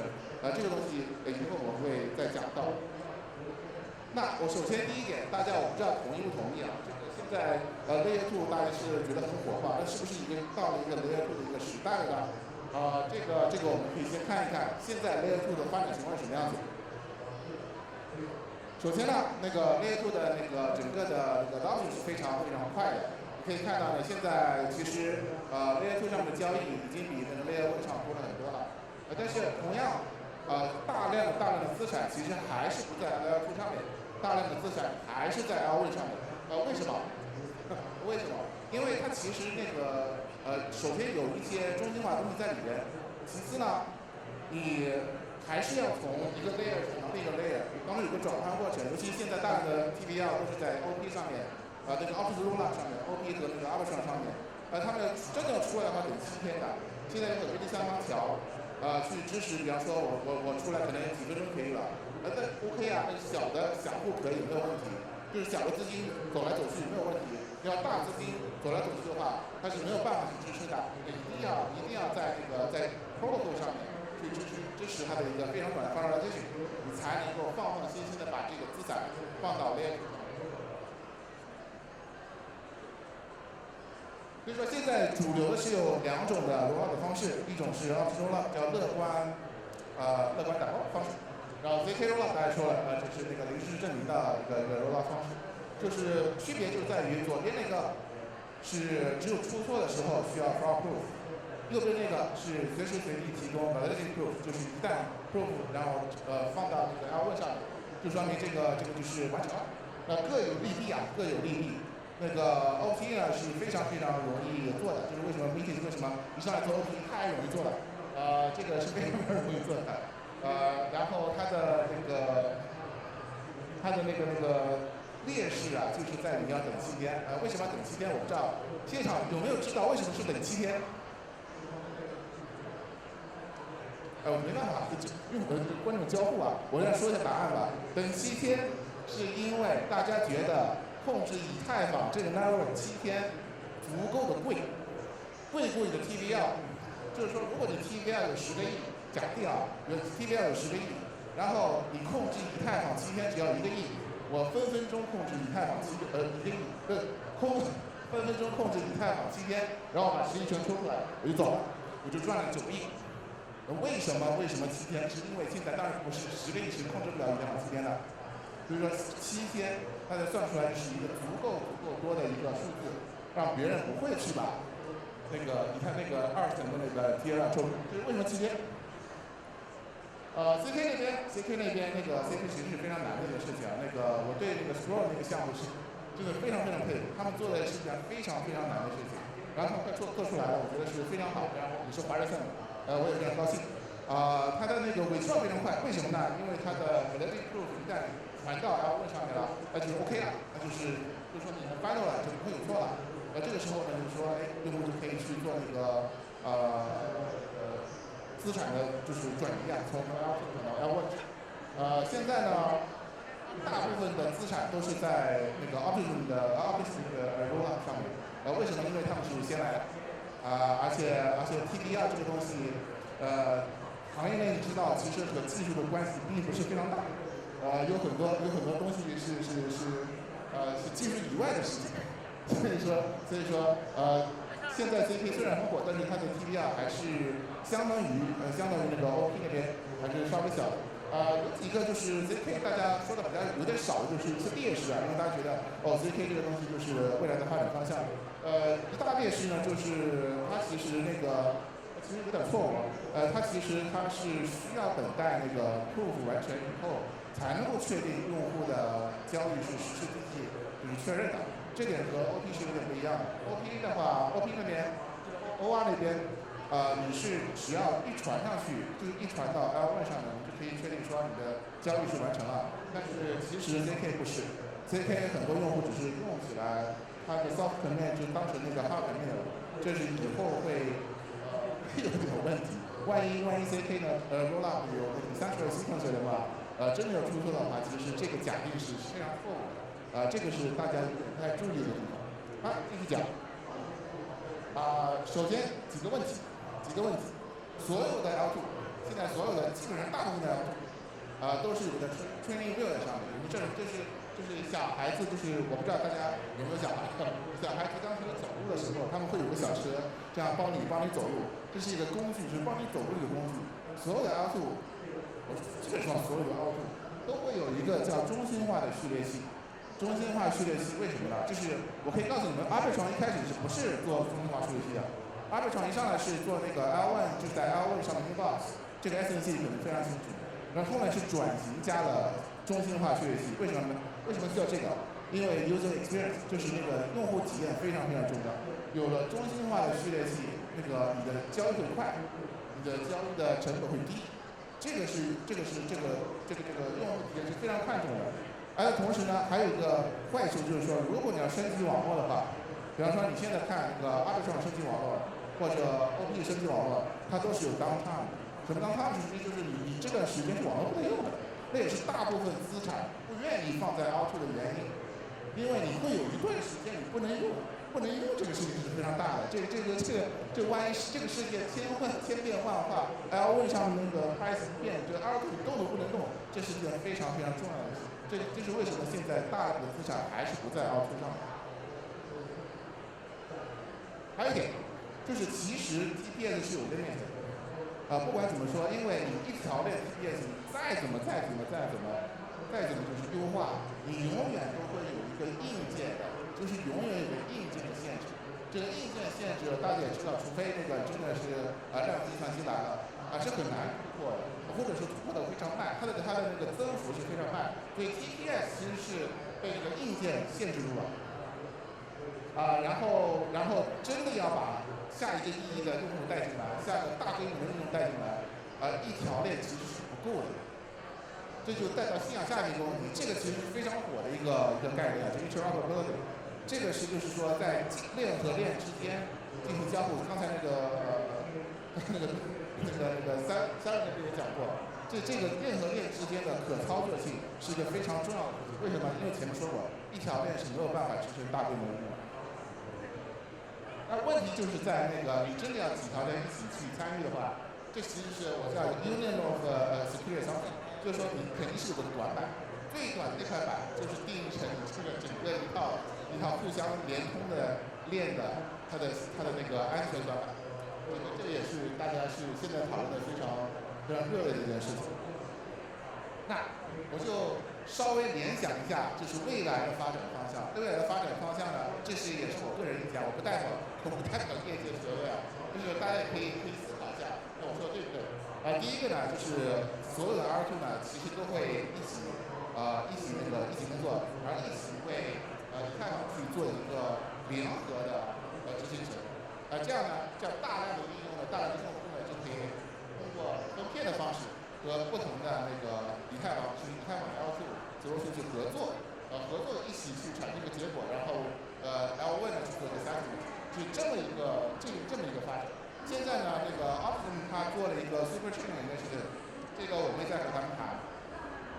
通过这个呢，他们其实是可以就是说不需要考虑发明一个，因为他们用的是同一个 proof。在 OP 的那个 Super Chain 之间呢，他们可以做 interoperability， 这其实是一个非常有意思的一个概念。这个我们还在谈，但是有这个趋势，就是说要把 L2 全部联合起来，一起做一个大的执行体。另一个呢，就是去中心化的去中心化数据器这件事情呢，大家说了快1-2年了，那个终于来了，夏天就来喽。这个你这第一次听到夏天就来喽，那个我觉得是件非常好的事。具体的那个技术就不展开讲了。那个主要是用到那个很多 NPC 的那个 private key share。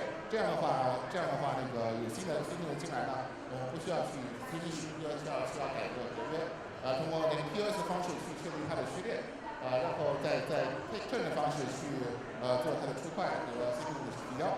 其实是一个非常有意思的事情。我们后面会有大量的文章去解释这个技术怎么来的。但是夏天就要来了。最后呢，我要讲一下这个其实一个第3种 type 的那个 rollout， 就是我早上那个他们有讲过，现在有 ZK 有那个 OP， 为什么不把OR 为什么不把2个结合起来？因为各有长处，各有短处。那我们当时就结合长处了。结合长处什么意思呢？这个讲的还是问题哦。还有一个，我要来讲一下这个 slide， 不好意思，那个我这个 slide 是英文的，有点乱。这个其实现在有2个不太有人说的问题。一个是 OR 上的一个3 layer attack，就是我前面说了，如果说我控制以太坊10个亿，但你有我控制以太坊1个亿，但是我上面有10个亿的 TVL， 那我轻轻松松我就把控制以太坊今天了，无所谓了。但是以后现在不是啊，我记得现在好像是要100多个亿啊200多个亿，我忘了是多少钱需要控制以太坊了。但是当以后 L2 大量资产到了 L2， 就是大部分的那个以太坊资产到了 L2，TVL 足够多的时候，7天还是不是安全？7天还够不安全？这个其实很多人很少谈的一件事情。另一个就是那个 EVM 本身，大家也知道那个backtracking 来了，很多 EVM 东西都要改。这个改对那个我们 ZK EVM 的 circuit 的这个影响到底有多大？这个我也是非常关心的。但大部分的改动应该是对 circuit 影响不大。那真的有一些动刀子的改动的那个 ZK EVM 的 circuit 可能需要稍微晚一点出来。它更新的那个及时度就会有些问题，所以说有这两个问题，这个我们就决定有没有办法就是把那个 best of both， 就是把那个2方面的长处结合起来。这就是为什么我们会说一个叫 hybrid rollup 的一个新的那种构架。其实概念很简单，大家想，这个这么简单的事情，其实就是所有的用户体验呢是通过 OP 的方式。所有的那个 EVM equivalence 啊，这些全部都是 OP 的一些那个 OR 的一些方式。等到出了块以后，提交上 L1， 这些还是 inaugural。这个时候呢，我们可以说，你的transaction 是 confirm 了，因为它是用了 inaugural 一套。但是到了 transaction 到了 L1 以后呢，其实我们可以有一大批的矿场，就是大家好多矿工啊。其实我们开玩笑说，我们这次要把那个矿场又要再利用起来了，就是大家一起出矿，然后一起做那个 recursive proof。做 recursive proof 的它的好处，因为就是你不需要一个人去做 proof， 可以大家一起合作去做 proof。做 proof 做出那个 proof， 就是我们会把那个 OP 的 option 它的那个 carry 的 for proof 的这套系统应用到这边，然后做一个叫基于 mix 的这个 ZK。mix 的 ZK 有2个好处，第一个。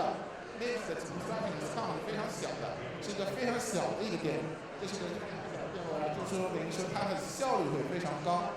而且我前面和那个几个朋友谈过，其实我们是可以做电路的硬件优化，因为 circuit 的应用效率高，然后它的 circuit 比较小，所以可以进行大量优化，然后可以发矿机给大家一起去挖矿这个事情我们就觉得是非常有意思的一件事情。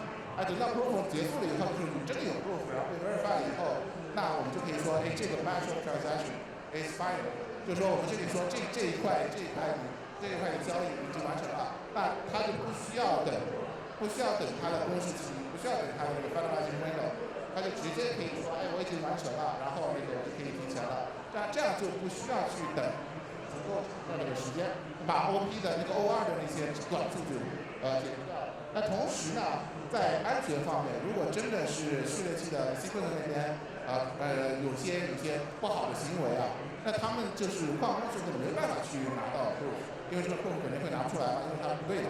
这个时候他们会及时的使用那个 fraud proof 的那个系统，就是说，因为本来就是用 mix， 关键为什么用 mix 呢？因为 fraud proof 的系统是 mix， 然后这个时候去提交到 fraud proof 那一套程序上面，把那 sequence slash 掉，这样安全体现就依然保证。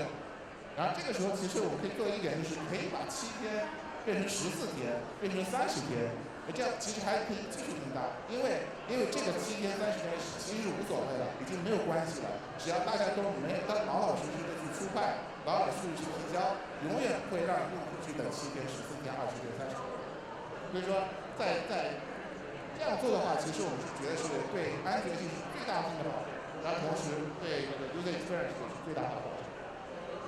所以说呢，其实我讲了一点L2 虽然很火然后有很多项目大家那个 ST 投了Arbitrum， 没有投我们，但是投了这个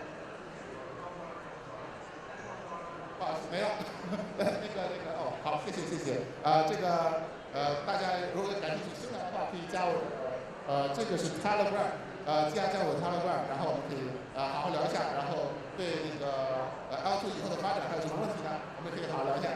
我是挺喜欢聊天的，喜欢聊天吃饭，喝酒就算了。我现在最终有点超标，所以说喝酒还是算了。非常感谢大家来这里，谢谢。好的，热烈的掌声，再次感谢元苏的精彩分享。那下面呢，我们将继续有请 Offset 联合创始人兼 CEO 南风来到我们的舞台，讲解他们的项目亮点。掌声有请南风来到我们的舞台中央。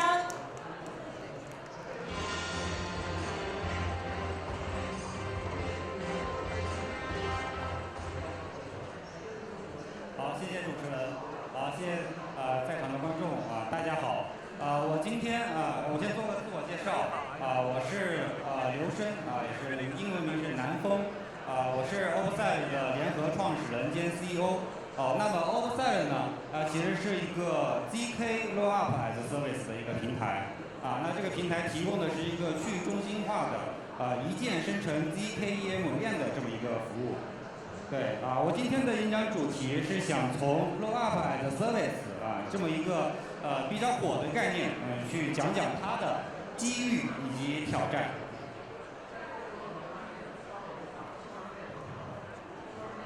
OK， 实际上我们以前呢或者是当前呢，仍然是一个多链的时代。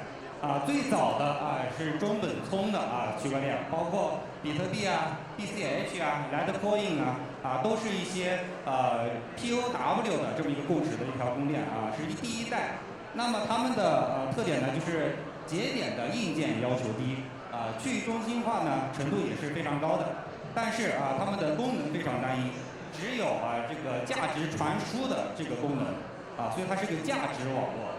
性能当然就是因为由于上面没有这些通用的 DApp， 所以它的性能也会较低可能是低于比如说20的这么一个 TPS。OK， 那从以太坊开始，我们觉得区块链进入到了一个2.0的一个时代从以太坊本身以及以太坊它所衍生出来的很多的区块链开始呢，我们就有了一个POS 共识以及一个EVM 为代表的智能合约平台所以说它们实际上是一个更加的通用以及一个更加丰富的应用生态。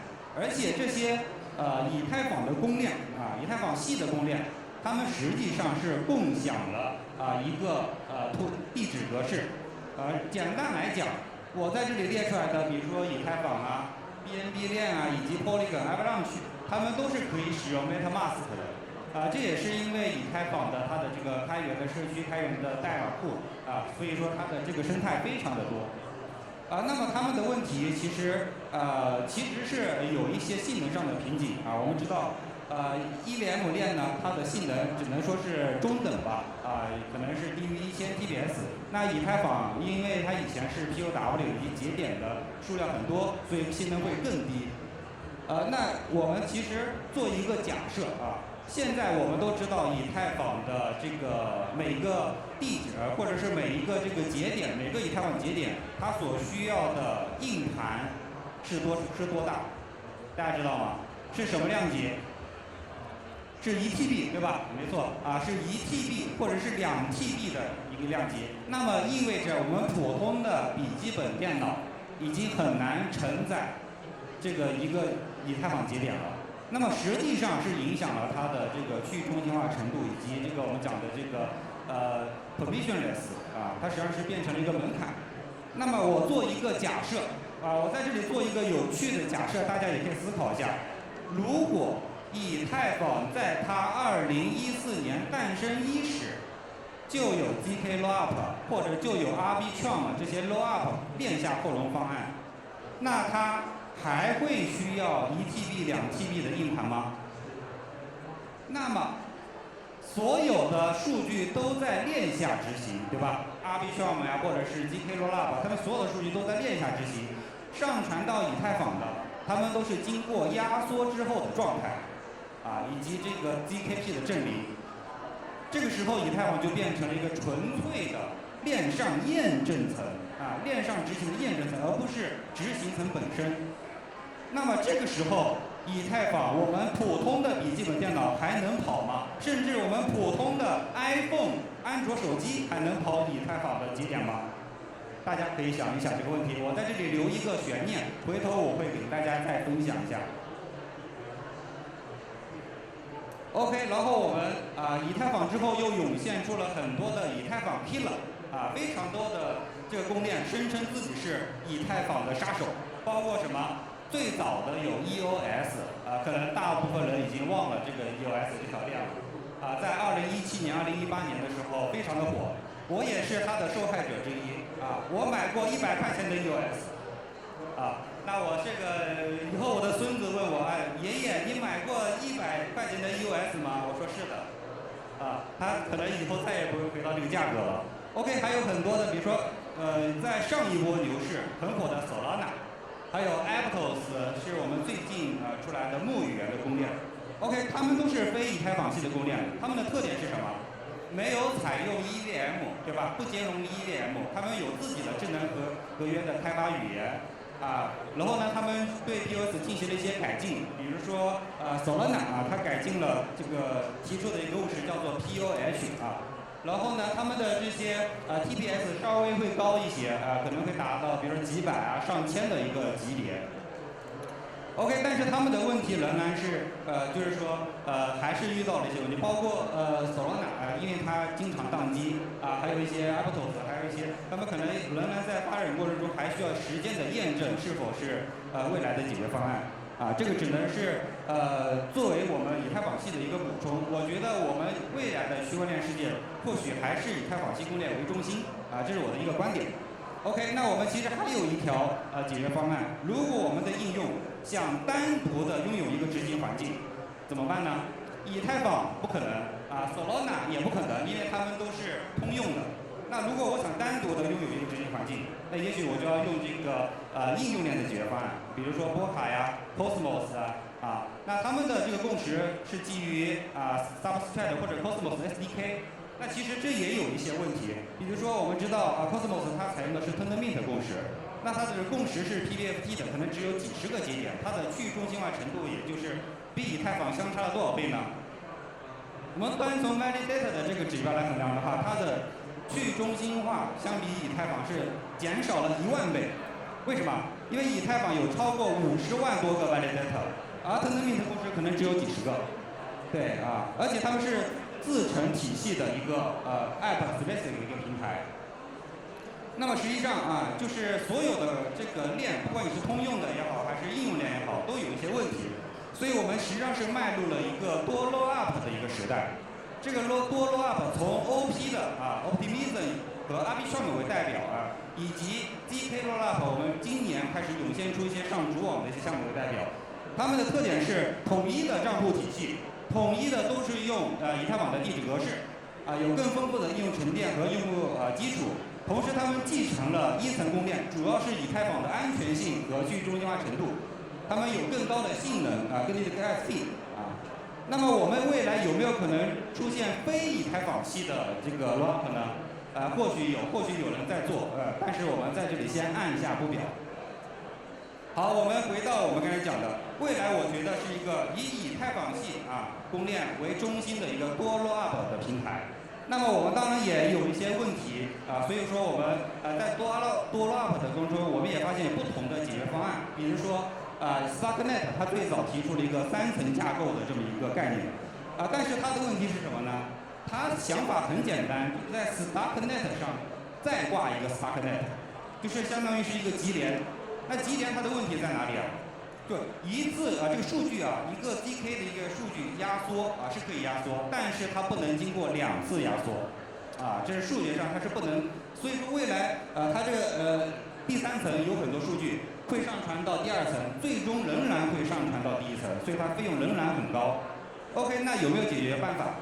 有的，我们可以把数据不上传到以太坊，不就解决了吗？好，我们上传到比如第三方的 Celestia， 或者是 Avio， 或者是 Validium， 他们自己的这数据可用性上面。那么这带来了一个问题 ，Celestia 它实际上是一个 Cosmos 的条链，它本身它的去中央程度会有一些降低，同时它的安全性，实际上你的我们根据木桶原理，实际上一个那个整个的系统的安全性是取决于木板最短的那个嘛，包括去中央程度，等于是从以太坊级别降成了一个 Cosmos 的一个级别，而且 Celestia 它只提供了数据可用性其实我们的 ZK Rollup 需要两个资源硬件资源。第一个是硬盘，第二个是 CPU， 也就是我们每个人的手机，它一个手机它也是需要有 CPU 和硬盘的，对吧？这是两个最核心的部件。那么数据可用性，也就是 Celestia， 它提供的是硬盘，缺少了什么？缺少了 CPU， 对不对？那 CPU 谁来提供呢？CPU 就是去做验证，去做这个 ZK proof 的生成就是说ZK 罗拉塔实际上是需要大量的 ZKP 的算力去为它生成这个证明的零知识证明的。OK， 所以说他们都遇到了一些问题。那么其实 Offset 我分享一下 Offset 在这方面的一些经验就是实际上就是我们在做 rollup 的时候。我们自己曾经也做过很多 rollup， 我们做 rollup 的时候，我们会去考虑一些选择。我把它称为1+3+31呢是指 base 券，我要在哪条链上做 rollup1+3+3中间的3呢有3个软件因素，最后的3呢是有3个硬件因素。我先讲第一个base layer， 我们觉得我们可以比如说用以太坊 BNB 链或者 Polygon， 它们各有优势说去中心化呀，那以太坊最好。那用户沉淀和资产丰富度特别是游戏与社交领域那就是Polygon 这些更好对 rollup 更加友好呢，那其实就是说你的 gas fee 以及链上 ZKP 验证的加速以及跨 rollup 通信，那我们看到其实没有一个完美的解决方案，目前所有的链都不完美。OK， 这是第一个选择。OK， 我们还有三个考虑，3个软件因素的考虑。第一个是我们是要选择 Optimism 和 Arbitrum 为代表的 OP 的 rollup 还是一个 ZK rollup， 然后我们还要选择我们是否要兼容 EVM， 我们是做一个 ZK EVM 呢，还是说是做个 app specific 的一个 ZK rollup。我们还要选择我们的经济模型，我们的 token 是什么 ，gas token 是什么？实际上，现在所有的 gas token 都是以太坊吧，包括 OP， 包括 Arbitrum 都是以太坊。那未来有没有可能用 USDT 作为 gas token 呢？包括这个 gas token 的这个 fee gas fee 能不能降到0呢？实际上我觉得都是有一个衡量的标准的。还有3个硬件因素就是比如说我们的这个刚才讲了我们的数据可用性，我们的硬盘放在哪里我们的 sequence 的共识是单极点的还是去中心化的，还是说我们用以太坊的 validator 作为我们的rollup 的这个 sequence 呢，都有可能。OK， 那 Offset 经过这些考虑之后，提了一个自己的一个3层架构的解决方案。第一个是这个base 券我们觉得首先这个 base 券我们需要用以太坊或者是其他的以太坊系公链，仍然是以太坊系的。第二个呢，我们自己本身采用了一个Offset 采用了一个混合共识采用了一个这个hybrid 的一个混合共识那么它是一个 POS 跟 POW 相结合的。那 POS 呢，它实际上是基于以太坊2.0改进的一个 POS 共识，会有超过10万多个 validator 为 rollup 提供数据可用性。同时呢，它这个 POS 也用于我们这个第3层 rollup它的 sequence 的选择。也就是说，你可以想象一下，以太坊现在有50多万个 validator， 这些 validator 不但去提议以太坊的区块，还去提议 Arbitrum 的区块，还去提议HKCEC 或者是其他的这个 ZK rollup 的这个区块。那么它不但继承了以太坊的安全性，还继承了以太坊的去中心化程度。在我们这里的话，它实际上就是2层和3层，也就是 Offset 和它上面挂的 rollup 是共享的去中心化程度。同时，我们的 POW 也是非常重要的一点我们不仅要关注到我们的产品的使用方，我们还要关注到我们产品的材料供应商那材料供应商实际上就是矿工嘛，矿工提供了 ZKP 的这些算力。那实际上以太坊转向2.0之后，淘汰下来了很多的矿机 ，GPU FPGA 这些矿机，他们也在寻找一个更好的一个POW 的一个去处。那在这里是提供了一个有意义的一个挖矿。OK， 那我们有了这些东西，有了这些材料之后，我们就可以提供 ZK rollup as a service。那么在 Offset 的设计里面，每一个rollup 呢，它都会有一个规范的智能合约接口和数据结构。这个有什么好处大家想过没有？我在 OP 和 Arbitrum 两个 rollup 上，我的资产是不是分割的？我在 Arbitrum 上和我在 HKCEC 上，我的资产是毫不相关的，对不对？那有没有可能把它们做一个跨 rollup 通信啊？前提条件是什么？前提条件是以太坊大哥你得支持啊，对吧？我们要有一个统一的标准啊，有一个统一的通信协议啊。那 OpenSide 做的就是这个事情，啊，让所有的 rollup 啊，他们共享同样的接口和数据结构。同时，每个应用它都会有自己的 rollup， 开发者就不需要承担任何硬件成本，而且他们还可以自定义自己的经济模型啊，包括那个使用自己的 token 作为 gas， 或者使用 USD 作为 gas， 或者使用零 gas 都是可以的。好的啊，那我总结一下啊 ，OpenSide 带来了哪些新的观念，哪些新的概念？第一点，它提供的是 ZK 的 Robot Service， 具有 OP Stack 所不具备的优势，更安全、无需信任、提管更快。同时，它是完全的硬件托管，开发者不需要承担任何硬件成本。同时，它可以自由调整 gas fee， 开发者可以把它设置是0，这样的话，用户玩游戏不需要任何的费用。第四，它可以实现完全上链，所有的 DApp 都可以完全上链，这样的话更加的操作的更加的透明。第五点，它提供了不同类型的 ZK-EVM 的 SDK， 包括 Polygon、Scala、DeepSync 以及等等。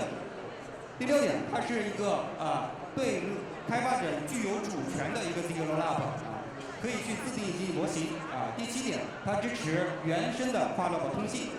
第八点，它是一个更去中心化的包括 sequence 和 proof 都是更去中心化的一个rollup。好的，我这里有一个视频我们回到我们这个选择，我刚才讲了，以太坊如果从诞生开始就是那个 rollup 的话会什么样？其实 OpenSide 做的就是这么一件事情，就是做的一个从诞生开始就是链下扩容的以太坊，非常简单的一个概念，这是我 OpenSide 要做的事情。OK， 这里有个视频可以播放一下吗？可以播放一下视频吗？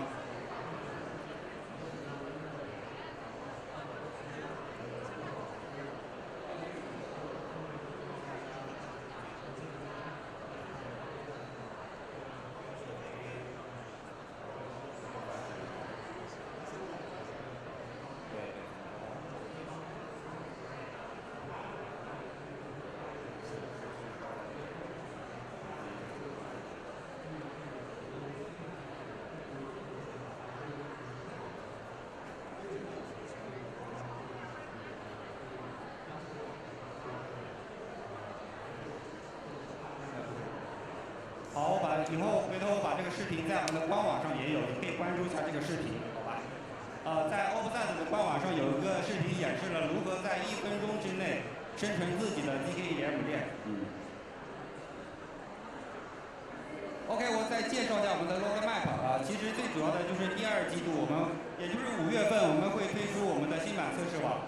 生态的应用以及矿工都可以参与到我们的这个测试网当中，然后去获得测试网的积分，未来可以兑换空投。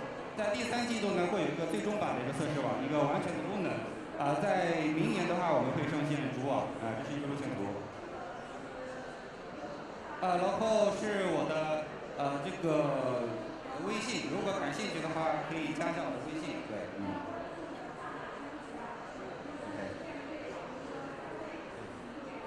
好的，让我们以热烈的掌声再次感谢南风先生的精彩介绍。好的，谢谢大家，可以关注一下官网。对，如果大家后续有任何的 Q&A， 刚刚的2维码有没有扫到？可以再播放一下，给大家多一点时间，可以扫2维码把握住这个难得的机会。好，再次感谢南风。我感受得到其实每个项目方对于这当中的这个机遇和挑战还是有非常独到的见解的。那么接下来呢，我们继续要请出另一个精彩的项目，它就是由我们 ZKME 创始人 Alex 带来的项目亮点推荐。掌声有请我们的 Alex。Welcome Alex, this is your stage. Yeah. Hello. Hi everyone. First afternoon, 4 p.m. How's the energy level? Today, to talk a little bit about the need for identity oracles. So we all know, blockchain based, we have trust for ownership, but do we really have trust in content? Do we have trust in the identity of the content? So one of the first things, let me restart. Identity oracles. So I'm going to talk today about the need for identity oracles, and I'm going to do it in a little bit more interactive speech today. So one of the first realizations was we can trust in the ownership of what is on-chain, but we cannot really trust in the content and the identity of the people that create content. So a couple of months ago, this picture went viral. How many of you have seen this picture? Maybe raise your hands, just to be a little bit interactive, so we have some people here. Yeah, this was a picture that went viral, and a lot of people believe this is like a true picture of the Pope going through the streets of Rome with like a really fashionable mantle, but in reality, if we run through like our identity oracle, we found out that this is a fake. It was a fake created by Midjourney and published on Reddit. It went viral. Everyone believed it. Several newspapers, like actually CNN, published the picture as if it were real. Another thing, this is a Tinder profile. So it's a girl claiming she studied at Harvard. But can we really trust it? Like, how do I know? Like, there's no way for me to really trust that she's who she claims she is. So if we run it through our machine, we actually found out, no, it's a fake. It's a bot trying to scam us and trying to find out what our telephone number is. Same for in the crypto scene, like Arbitrum, airdropping 600,000 tokens to 600,000 wallets. But are they true believers? Are they true supporters of the protocol? If we run it through our machine, no. Like actually, there's a lot of wallets that have been airdropped tokens that are symbols. So actually, it's just two users, in this case, controlling more than 111 wallets. So there is this issue of trust in Web3 and in digital interactions in general, where we can know all of the transactions, we have trust in the transactions, but we do not have trust in the identity of who claims these interactions. So that's the main starting point for ZKMe and identity oracles in general. What if we had this machine that could identify the identity of the people that have interactions on chain?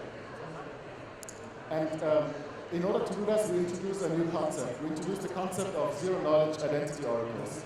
So it's a way through zero-knowledge proofs to generate trust in identities.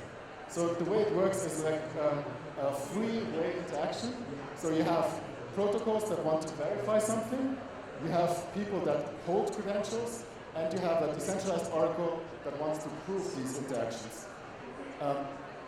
Let's say I'm someone that wants to interact with a DeFi protocol. I hold a passport, but I don't want these passport information to be available on-chain in a complete, transparent way. So I want to keep some form of privacy, but I want to interact with a compliant DeFi protocol. So at the moment, I have no way of doing that. I either go to a completely centralized exchange that will keep all of my true identity in plain text available for anyone to read, or if I go through Identity Oracle, I could generate zero-knowledge proofs that prove who I am directly on the client side, so on the side of the credential holder, send these zero-knowledge proofs to an oracle. The oracle will validate the zero-knowledge proofs and then mint Soban tokens onto the wallet of the holder. And through this three-part interaction, I can prove that I fulfill certain eligibility criteria, that I am who I claim to be, without ever disclosing any private data to the verifier.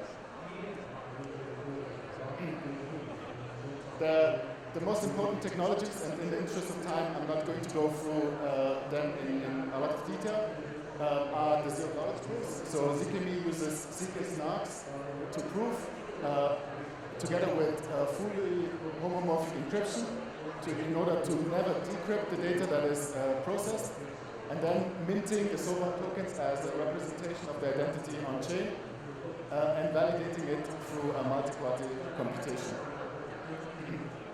Let's look into use cases. So, very abstract. I picked maybe the 3 most important, most valuable use cases for Identity Oracle. One of them is civil protection. How can I make sure that every single interaction that I have on chain is actually with a real human and not with a bot or with someone that is attempting to use fake accounts. The second one is how can I do under-collateralized on-chain lending? How can I trust the counterparty if everything that I have is on-chain data? And then the last one is fully compliant KYC. How can I make sure that I, as a DeFi protocol, verify the identity of my user without accessing any private data? So let's look at the first one. By using homomorphic encryption of the face print of a user, we can actually make sure that every single user that uses our wallet verified through ZKMe is unique. By having this fully homomorphic encryption, no private data is ever accessed by anyone. The second version of doing this is we can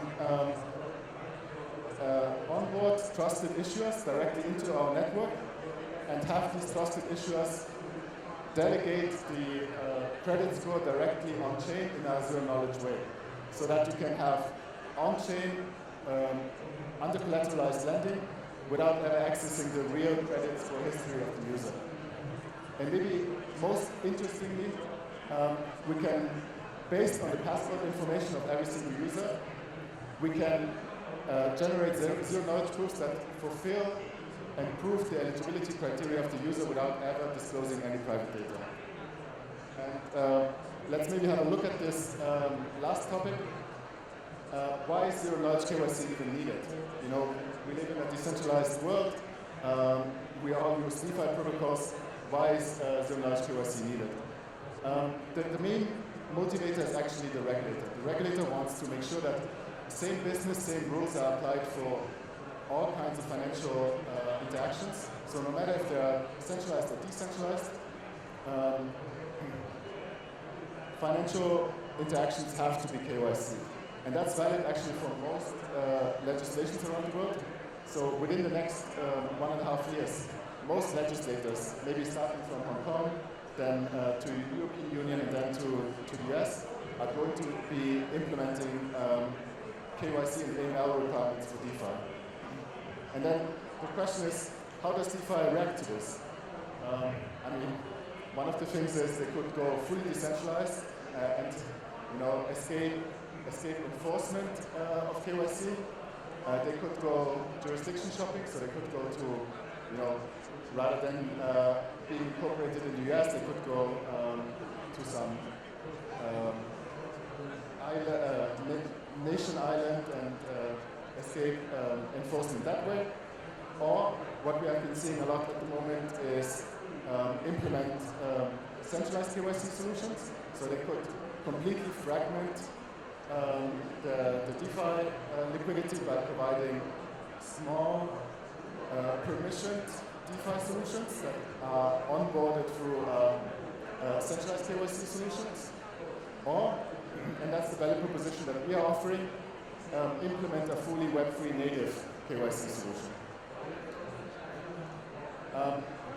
We believe that centralized KYC solutions do not work with DeFi, so you cannot have a fully decentralized application that then whitelists user through a centralized KYC solution.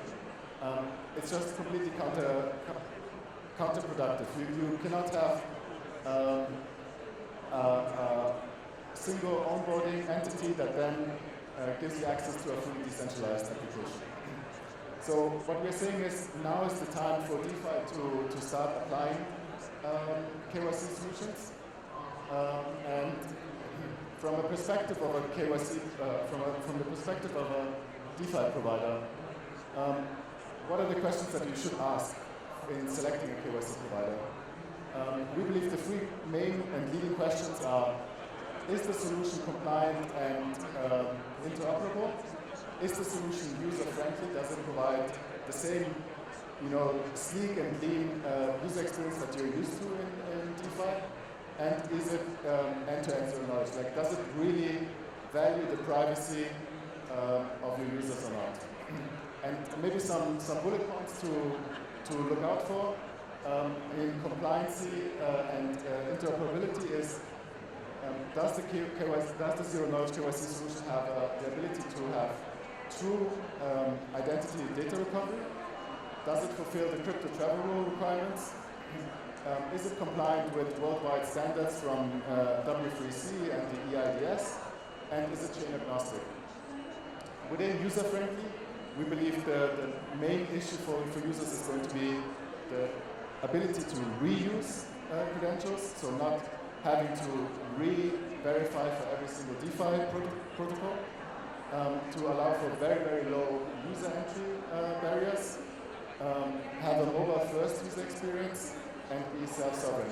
So self-sovereign, I think, is one of the most important aspects. It gives the ability to the user to revoke permissions at any time. End-to-end zero knowledge. What does end-to-end zero knowledge mean?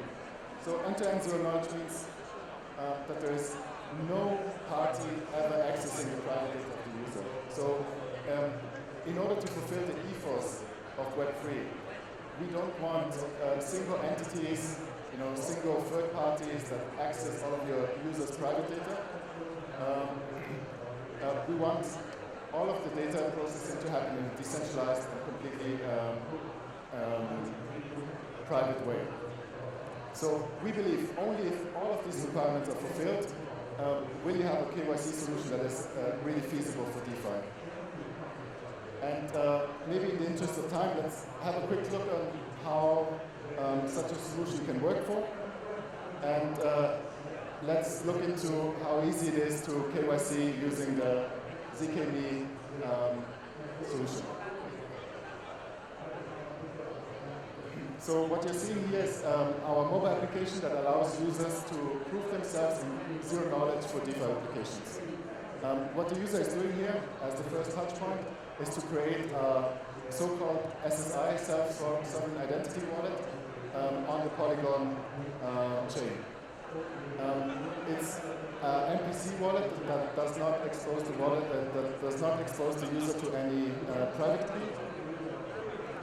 And now the user is able to go through the eKYC procedure that you might know from some neobanks. The main difference here is that all of this eKYC procedure is done completely decentralized, so it only runs on the user's end mobile device, and no data is ever sent to any centralized server for processing. The user in this case is using the passport to identify themselves.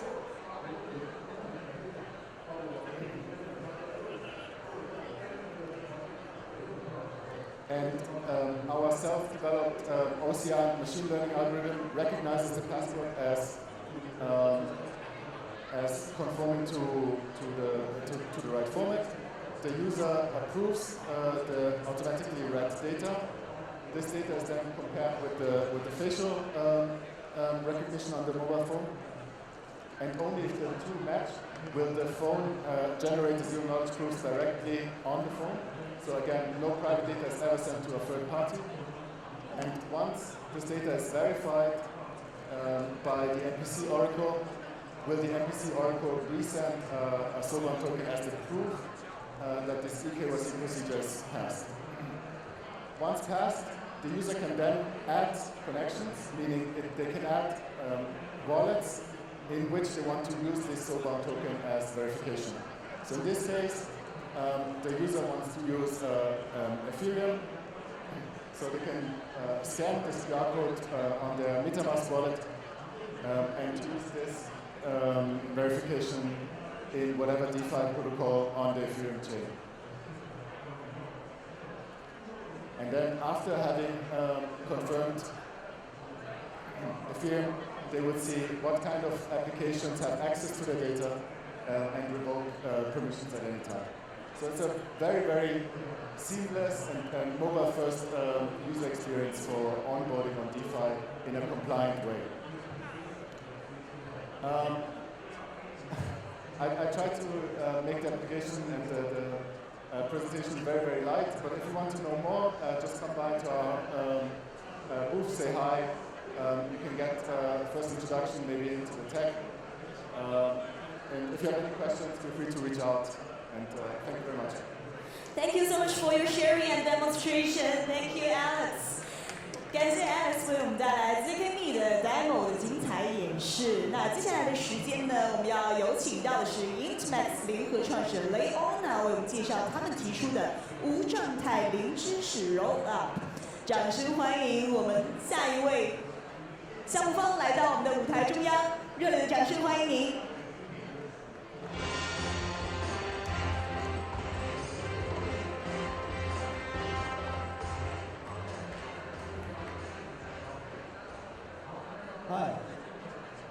Hi, I'm Riona from Inmax Project. I'm an architect of Inmax. Inmax is the first completely stateless ZK rollup.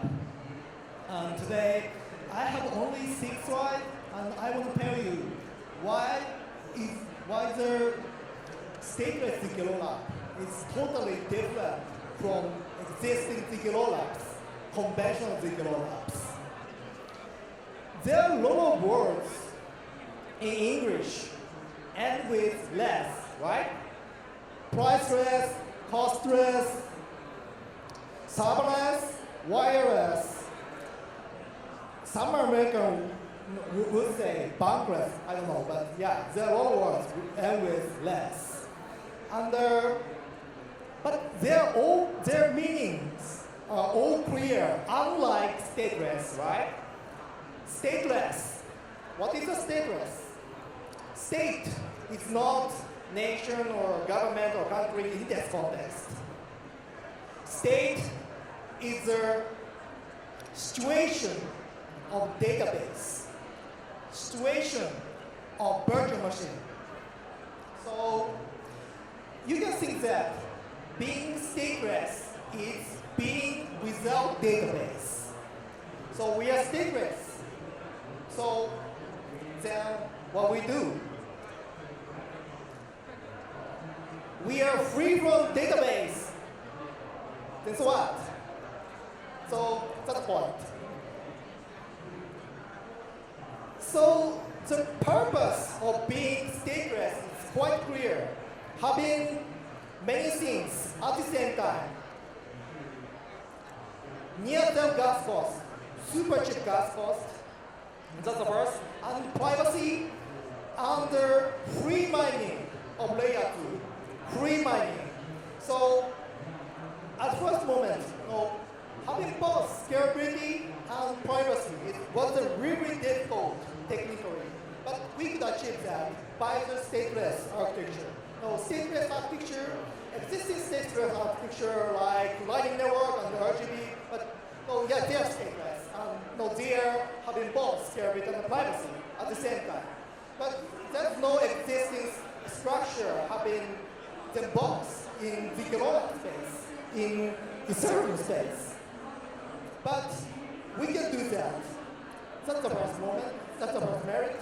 Under another merit is the free mining of layer 2. Have you ever mined a layer 2 block or made layer 2 token? Maybe not, right? It's kind of limited to some people in layer 2 space. So it's really difficult to mine layer 2 token, simply because the validators are limited. Number of validators are limited in layer 2 space. Unlike that, Intmax can welcome the over 100, maximum maybe 1,000 nodes to mine the layer 2 block. This is so you can join the mining of Intmax, mining of layer 2 end of this year. But we need to start from why ZK rollup. And yeah, ZK rollup is definitely the best solution for Ethereans to scale up Ethereum. Because its finality is quite fast, and also it's really high security. And in months, ZK rollup validator do not have to have database, unlike the other ZK rollups. In the other ZK rollups, many validators have a huge database to generate a ZKP. It's not needed in Inbox stateless architecture. So let's get back to what is stateless. One word. So yeah, no, you don't have to read it. No, please listen to me. And stateless. So there's no database on validator, and also there's no computation, almost no computation on validator side. Who applies for security? Who is making the security? It's client side. And on client side, we have infinite recursive ZKP. And this is a kind of specialized ZKP. And yeah, I will talk about this later.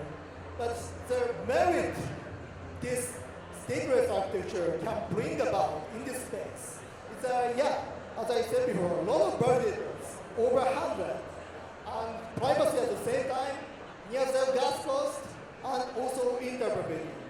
So the other rollups are not our competitors, and we have a collaboration with Spo. So yeah, we can welcome we are a big supporter of the whole layer 2 world. And that's a completely stateless node. This is a completely different purpose we can have thanks to the stateless architecture. So there are trade-offs, right? So pros and cons, merit and demerit, good part and bad part. So pros are, as I said before, a lot of validators, and the privacy, near zero gas cost, interoperability. I'm repeating that. And demerit is quite limited. Client-side ZKP takes 3 to 5 seconds to generate a transaction. And basically that's it. No, nothing else. And this 3 to 5 seconds waiting period will be shorter because of the evolution of ZKP, evolution of the mathematics of ZKP. So yeah, time is on our side. Time is on the client side verification. So let's talk about how to achieve this. Now I'm saying kind of big things, right? The scalability requirements and interoperability at the same time, and the over 100 nodes, validators. I'm saying big things, but most important is how to achieve that. So what is infinite recursive ZKP? Recursive ZKP is ZKP proving another ZKP. This is recursive ZKP. It's well used in layer 2 space like scroll, polygon. But what is the infinite recursive ZKP? So we will repeat this unlimited times inside one circuit. And unlike the other recursive ZKP well used in layer 2 space, they are using aggregating the ZKP proof to one ZKP proof for each block. That's the conventional recursive ZKP usage in layer 2 space. In our architecture, we have infinite recursive ZKP, and we will include the unlimited number of transactions for stable cost of ZKP calculation and verification. This is the magic of ZKP. And yeah, let me explain that. So right side circle is the old ZKP, and the left side is the new ZKP. So if you want to prove the whole chain of ZKP for one time, only you have to do is prove the playback of ZKP. Only one playback of ZKP. And that ZKP, yeah, maybe it's a red one, ZKP n-1, right? Playback of ZKP. It contains the ZKP playback set. Oh, no, already. And that ZKP also already contains the playback of ZKP. So it leads the end of this chain and origin, right? So once you prove the playback of ZKP, you can verify and prove the whole chain of ZKP for one time under stable cost, stable calculation. And that's the magic of the cutting edge ZKP technology. So in our architecture, user side do this for 3 or 5 seconds ZKP generation, and that's it. They can prove the whole rightness of the transactions reached to them by themselves, and this will be used for the executing mining to layer 1. Okay, so as I said before, we are hyperscaling, and one of the reasons of that is we don't have data. We don't have data on-chain. Basically, in conventional ZK labs, there are a lot of data on-chain, and that's why it was called layer 1.5 before the word layer 2 got to be buzzword. Yeah, and in that context, Inbox is truly layer 2 because we don't have data on transaction history data on-chain, not on code data. We could shift that data to layer 1 simply because we introduced limited online requirements to ZK. So validators and others have mutual communication, which is listed by the ZKP circuit. No, it's completely new architecture, unlike ZK. So it has a lot of cryptographic conversation and discussion in some community, but no, it's well proved to be efficient. And so transaction, you can see that upper side is user side, and the lower side is operator side, the server side, validator side. So user-centered transaction, validator return the asset proof, which is described as a market proof to users. User can preserve that by themselves, and this communication is restricted by the ZKP circuit, so the validator cannot mine a block without this communication. So the data will be distributed to user side safely, and it's a completely same security assumption of ZK.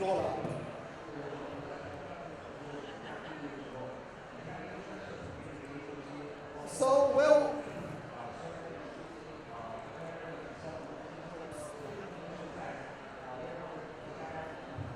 okay, so that's the stateless architecture, and I hope you have something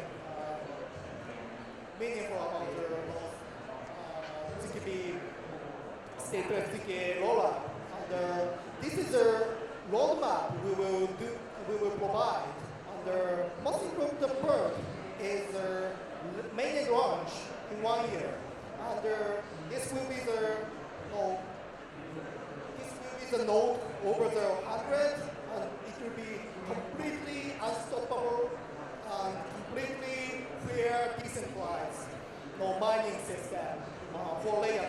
It's unstoppable privacy, unstoppable near-the gas cost, ZK. So why do we share the best moment with join economy and community? Yeah, thanks for your time today.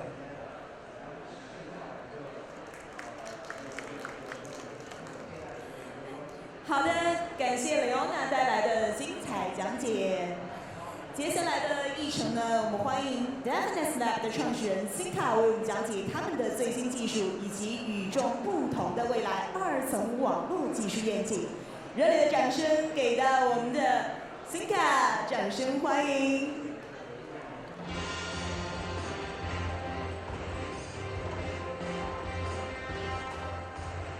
好，接下来的时间交给 Sinka。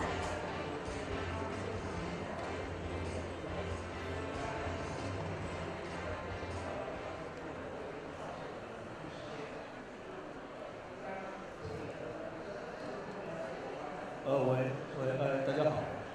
今天我主要给大家介绍一下我们现在在研究的一个零知识虚拟机。它是一个和普通的就是说以太坊、bytecode 兼容的虚拟机略有不同的零知识虚拟机，因为它所支持的这个底层的那个 bytecode 它不是solidity 的那个 bytecode， 而是一个通用的 WebAssembly bytecode。那么Definite Lab 呢，主要就是想基于这么一个基于 WebAssembly bytecode 的零知识虚拟机来开发一个AR-AAS。这个 AR-AAS 是 Application Specific Rollout as a Service。之后我会给大家详细的介绍。我们的 agenda 的话，就是大概先前面3个单元讲一下我们当前的观察，以及我们对未来的一些预判和我们自己对自己mission的定位。然后后面3个单元的话，讲一下我们这个虚拟机的 architecture 和我们当前的一些进展，以及我们之后上了这个 AR、AAS 之后的一些 incentive 的一些 plan。OK， 先讲我们对当前现状的一些观察。就是说，我们将这个 APP 呢，包括 Web 2和 Web 3的，当然是主要是围绕 Web 3做了一些简单的分类。我们把这种数量最少，但是呢是紧密围绕的这个跑在 Layer 1的这么一些 APP 呢，叫做Layer 1 Native 的 APP， 或者叫 Crypto Native 的 APP。这些东西的特点在于它对安全性要求比较高，然后它的逻辑也相对比较简单，但是呢使用基数大，对于整个金融系统呢起到一定的决定性作用。然后绿色的部分呢，是我们认为对 Layer 1不管是内容啊，或者说是 GPS 上的扩展，我们把它叫做一个 Layer 2，它有很多时候它的数据啊都不放在 Layer 1上了，而是将一些transaction的 data 和一些证明放在 Layer 2上。然后呢Layer 1和 Layer 2呢，大部分呢现在还是 Solidity 掌握了整个生态开发的这个底层。那么到了这个 Mixed APP 呢，包括一些 Web 2.5的游戏啊，或者一些审计啊，或者一些数据处理中心，他们可能大部分的逻辑已经不是在链上了，也就是说有相当多的代码不是用 Solidity 写的。然后有一些核心的 Settlement 的逻辑呢，它是会放在Layer 1或者 Layer 2上。但这种程序的呢，虽然它也是 Web 3程序，但是它代码量比较大，逻辑比较复杂。当然这样的程序也更多。然后我把这第4类就归为是 generic APP， 它们的特点就是比较天马行空了，所有的程序其实都是属于 generic APP。然后它们本身呢，可能开发的语言是 C 啊、Rust 啊、Java、TypeScript 这种，本身和 Web 3可能关系不是很大。OK。那么，基于我们对当前的这个判断呢，就是说，如果我们想要把我们这个 crypto 这个生态的外延不断的扩大的话，我们是希望能够尽可能的去兼容 Layer 2的程序，甚至是这种混合的程序，乃至这个 generic application。OK， 这是然后我们第2个对当前现状的判断呢，就是说。在 Layer 1和 Layer 2上呢，我们这个 CK 技术，包括 Layer 2技术已经比较成熟了。也就是说，利用 CK 的技术，大家已经可以比较方便的将一些逻辑比较复杂、对 TPS 比较高的程序，给它在 Layer 2上跑，最后 delegate 到 Layer 1上。然后呢，对于这种第3类程序，也就是说橘黄色部分的这种混合程序呢。由于现在有一些这个 CK 虚拟机的崛起，使得大家呢不需要再用那个 Solidity 开发，就可以比较安全的 trustless 的跑在这个2层或者3层上，然后也可以 delegate 到人上，所以也大部分 CKVM 呢也能够解决我们黄色部分外延拓展的这个使命。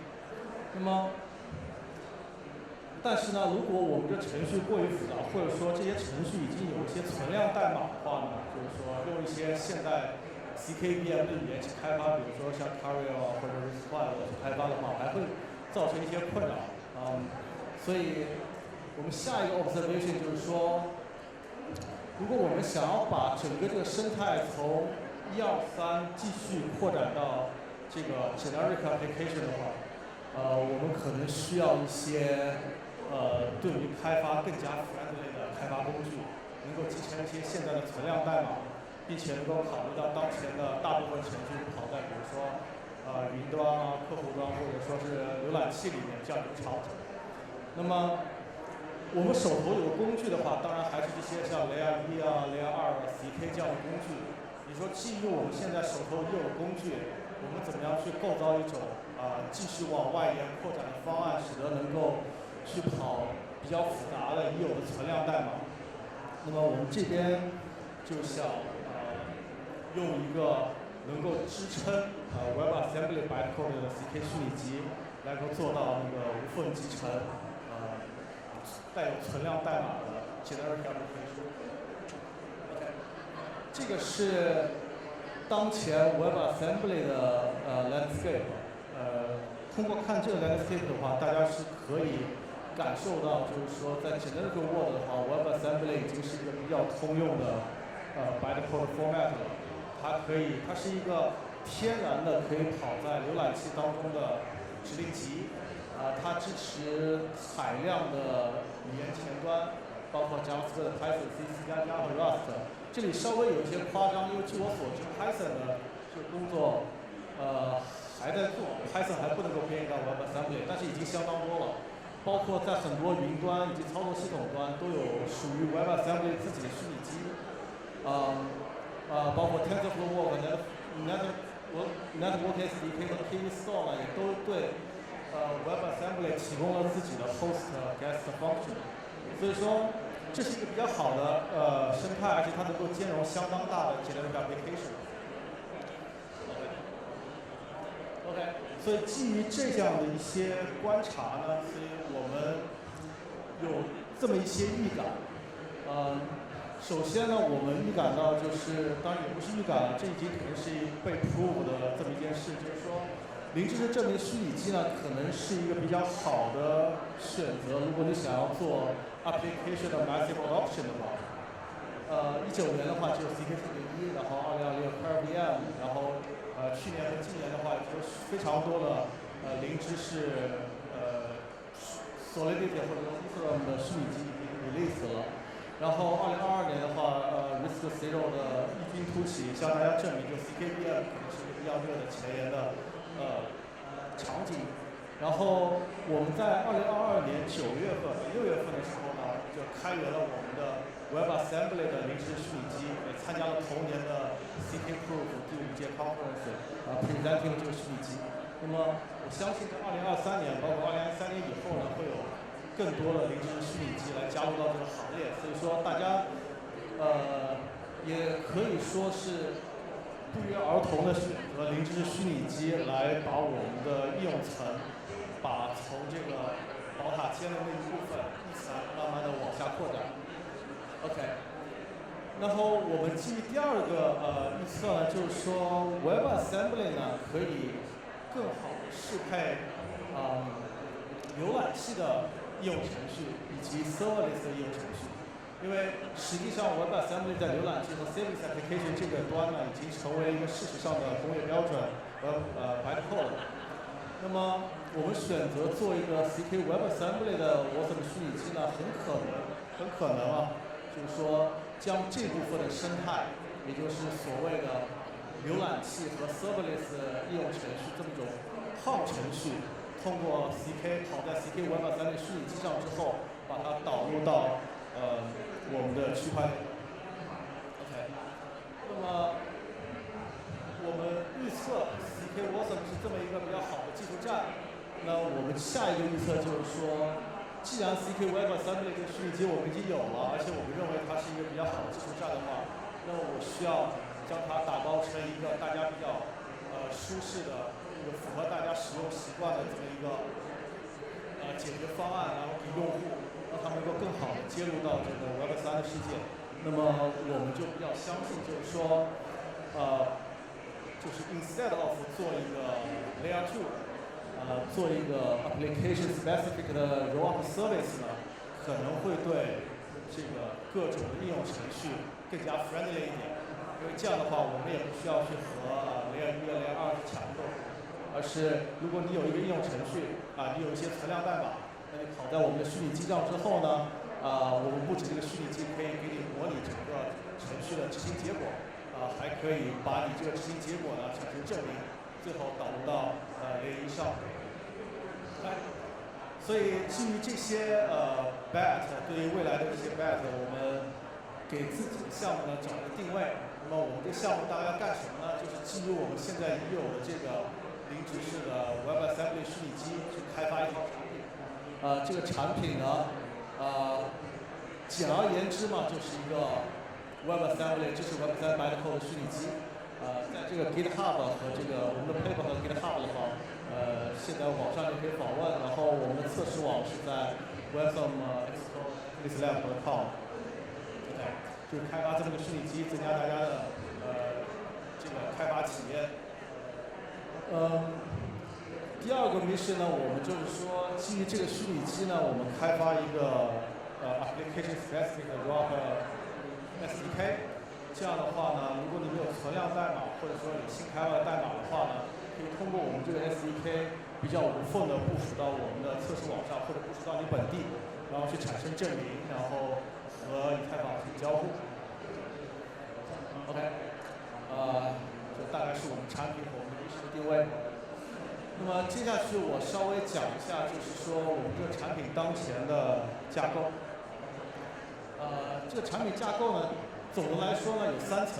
第一层呢就是我们的零知识虚拟机，这个也比较显而易见了，因为这是这个用户使用我们这工具所看到的第一个产品，因为他要把他自己的程序跑在这个 Web Assembly 虚拟机上，不管它是用这个 serverless 端的，或者说是浏览器端的。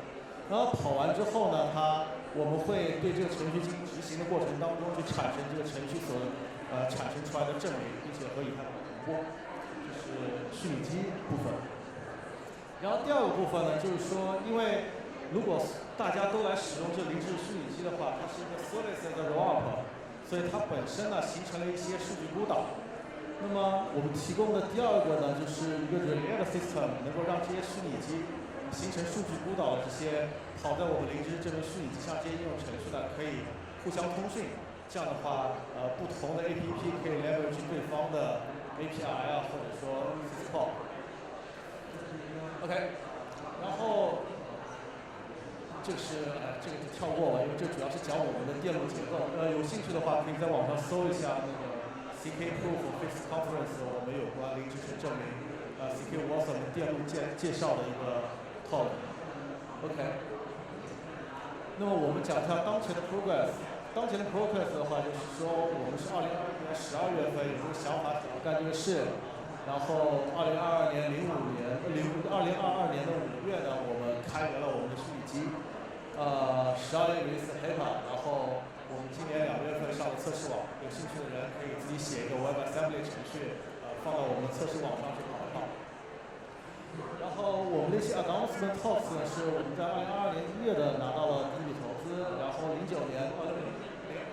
年的9月份呢，在 CK Pro Fix Conference 上 present 了我们的虚拟机，然后2023年4月份，也是在刚刚结束的 CK Summit 第9会议上呢，我们也 present 了一下如何用我们这个虚拟机去开发一款在线的浏览器端的小游戏。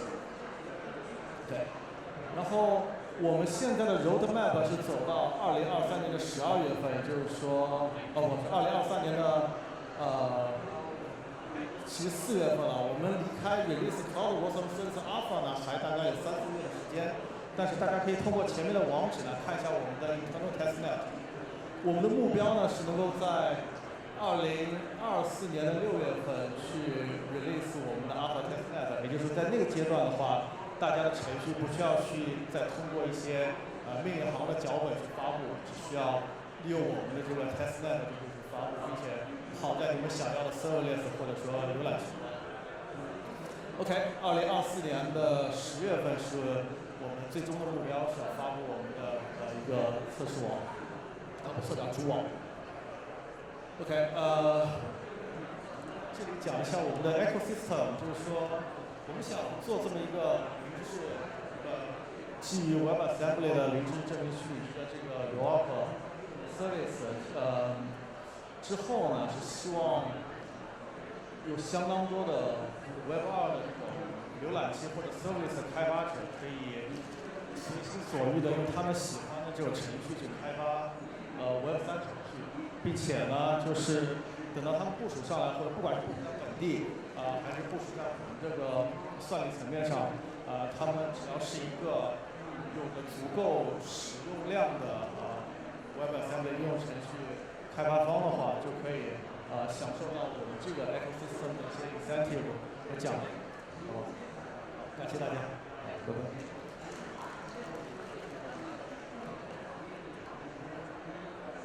好的，非常感谢 Zinka 的精彩介绍。快乐的时间总是过得飞快，在不知不觉之间呢，我们今天下午分会场的最后一个环节马上就要来到了。那么最后一个环节呢，我想为大家带来一场畅快淋漓的观点交锋，就像上午场一样呢，我们同样邀请到了4个零知识证明团队来进行思维碰撞，同样也是相当的精彩，请大家一定要守候到最后。那么我们首先有请到的是 SNZ 的投资总监 Walker 作为主持来到我们的台前，他将带领4位项目方一同来到我们的舞台进行 panel discussion 的环节。那接下来的时间呢，我就把我的这个舞台呢，转接给我们的 Walker。对，要特别感谢今天 SNZ 作为联合主办方对本场活动的大力支持。那相信作为这个非常有经验的投资机构今天 Walker 也会带来很多精彩的这个视角和提问，对吧？必须的，必须的，也非常感谢默默主持人今天一天的辛勤忙碌。我看到今天的这个 panel discussion 当中，也有一些我们此前带来 keynote 演讲的嘉宾还有一些新的面孔。那等一下的第一个问题，我希望也是能够请 Walker 带大家呢来认识一下我们非常优秀的项目方代表，好吗？请大家进行一个自我介绍。好呀，好呀，那我们先邀请我们4位嘉宾上场吧。好的，热烈的掌声！希望台下可以响起热烈的掌声。送给我们的优秀的项目方，送给本场的最后一个环节，也送给热爱学习的我们自己，好吗？好。好的，OK, just a reminder, this session will be conducted as a mix of English and Chinese, based on the preference of our speaker. The audience can use a real-time translator to listen in. So first of all, we want to thank everyone for taking the time to join our panel. And let's, as the host just said, let's start with a round of introduction of yourself and also the project you're working on. Let's start from Frank. 好的，谢谢Walker。我先做一个简单的自我介绍，我是来自 Chainlink 的开发者关系工程师，我叫 Frank。然后，如果大家没有听说过 Chainlink 的话，其实 Chainlink 是一个预言机项目。然后我们呢基于一个去中心化的预言机网络，然后可以把一些链下的或者是不同 layer 上的一些数据和服务，把它搬到这个 layer 1上，或者是给到其他的一些链上的智能合约，然后让一个智能合约呢变成一个混合型智能合约，大大去延伸它的这个外延。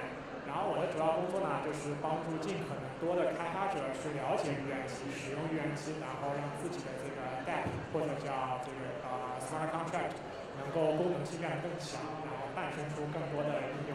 谢谢。好的，let's Kenny next. Sure. Thank you. Hi everyone. My name is Kenny. I was just up here speaking a second ago, but I'll reintroduce myself and Manta Network briefly for those of you that have just joined. I'm one of the co-founders of Manta Network, and Manta Network is currently the fastest layer 1 for ZK, specifically around on-chain privacy. And so we launched a product, ZK just yesterday, and we've brought on-chain privacy for KYC verification to over 10,000 Binance users. And yeah, my specific role, I work on operations and marketing, and prior to this, I had received my MBA from MIT Sloan, where I was the teaching assistant for the current chairman of the US SEC, Gary Gensler. Hello， 大家好，我叫唐聪，我是 inaugural 的创始人和 CEO inaugural 这个项目呢，是一个关注监管友好的隐私保护的一个项目。就我们可以在这个以太坊和其他的 Layer 2上已经部署了，然后我们也是 Scroll 的一个生态的项目。就我们做隐私保护是可以帮助用户去保护他的账户、保护他的交易的信息，以及他的智能合约的信息。但与此同时呢，我们的一个特别与众不同的一点呢，是我们是监管友好的，就是我们给到监管方和这个审计方一个非常方便和非常高效的一个功能，它可以用一个超级钥匙去打开任何的一笔隐私的交易，去做它的反洗钱，去做它的合规审计，以及去做其他的可配置的监管所以我们目前是可以在以太坊上有部署，在这个 Scroll 和其他的 Layer 2上有部署。大家可以认为我们是一个做 Layer 3的一个，就专门做隐私保护的、监管友好的一个 Layer 3。谢谢。Yeah, let's go to Philip. Hi everyone, my name is Philip. I'm the COO of Ola. We're looking to build a highly efficient CKVM as a layer 2 platform, looking to scale any public blockchain ecosystem, whilst also providing programmable privacy, meaning we want to allow users and dApp developers to develop contracts, smart contracts, at a function level and define privacy to their needs. My personal background, I used to be a solution architect designing CBDCs, central bank digital currencies, in the corporate space blockchain, helping the likes such as Monetary Authority of Singapore, Bank of Canada, the Bank of Sweden, and so on. And I also used to work at Quantum, a cryptocurrency coming from Singapore in the APEC region. Thank you everyone. As everyone go through all the talks today, I think everyone have a question is that when we talk about zero knowledge proof, we talk about privacy and we talk about validity rollup. These are the two main applications for ZKP. And as everyone just listened just now, most of panelists actually is focusing on privacy rollups, privacy layer. So maybe we just start from here. As everyone might be aware, last year US-led sanction against Tornado Cash is really a major setback for privacy dApp development. So I think my first question is, can our panelists share your view on how we can balance among compliant regulation, preserving privacy, and also ensuring security? Maybe we can start from Frank. 对，这是一个非常好的一个问题就是当我们在讨论 ZK 的时候，那我们更注重隐私，还是说那我们也要考虑就是基于这个隐私可能会衍生出来一些其他的问题，就比如说像去年的这个 Tornado Cash 这样，那它这个事件如何去评价？然后我觉得其实隐私它本身是一个比较中性的概念，那其实既有可能基于这个隐私来做出来一些有利于一些投资者或者开发者的一些运用，就比如说一些链上的一些拥有很多资产的一些投资者，他可能不太喜欢自己的一些行为能够被全部这个区块链上其他的一些服务都能够追踪得到。但是呢，如果是做了这个隐私呢，又出现一些像是合密器或者其他的一些应用，能够让一些被 hack 掉的一些资产，它会流到不同的一些地址，也没有办法最终形成一个追溯。那其实去年像 Tornado Cash 这个事件呢，就是一个很好的起点，就是我们可能需要看到就是 regulation 或者是监管机构能够对于这个大家在使用隐私来做什么样的事情，或者使用隐私来完成什么样的协议，这方面能给出一些标准。就比如说像混合器，那它可能说基于这个混合器呢，是大家可以使用这个工具，但使用这个工具以后，那可能需要承担相应的一些后果，比如说你在使用了这个团队 cache， 那可能你的资金在继续流转的时候就要面临更严格的一个审查。这样我觉得是一个比较好的方式，就是它是一个起点，去开始去建立基于隐私的各种规范。有了这个规范以后，我相信就是后面各个项目方或者各个开发者，他可能会基于此来诞生出更多的一些创新，然后也能够让这个行业基于隐私的应用走的是越来越好。Thank you, Greg. Let's go, Kenny, because I know you guys have this DKSBT. Actually, it's a good balance just between the topic I just mentioned. Actually, I want to ask an actual question. Can we go further beyond? Because we are not just working with finance, and we work with even government on working towards proving our age or other identity information with our DKSBT. Yeah, that's a good question, and the short answer is definitely yes. The answer to this and the fundamentals of this is not a technology problem, right? It's an operational issue. It's a matter of adoption from the government perspective, and so I don't think it'll come quick because historically, right, like as a government, you have to move very conservatively because your decisions impact the lives of people. Specifically around Tornado Cache, I think there's three major components here. The first one is the narrative for on-chain privacy. The second one is the self-selection bias, which has affected how Tornado Cache is impacted.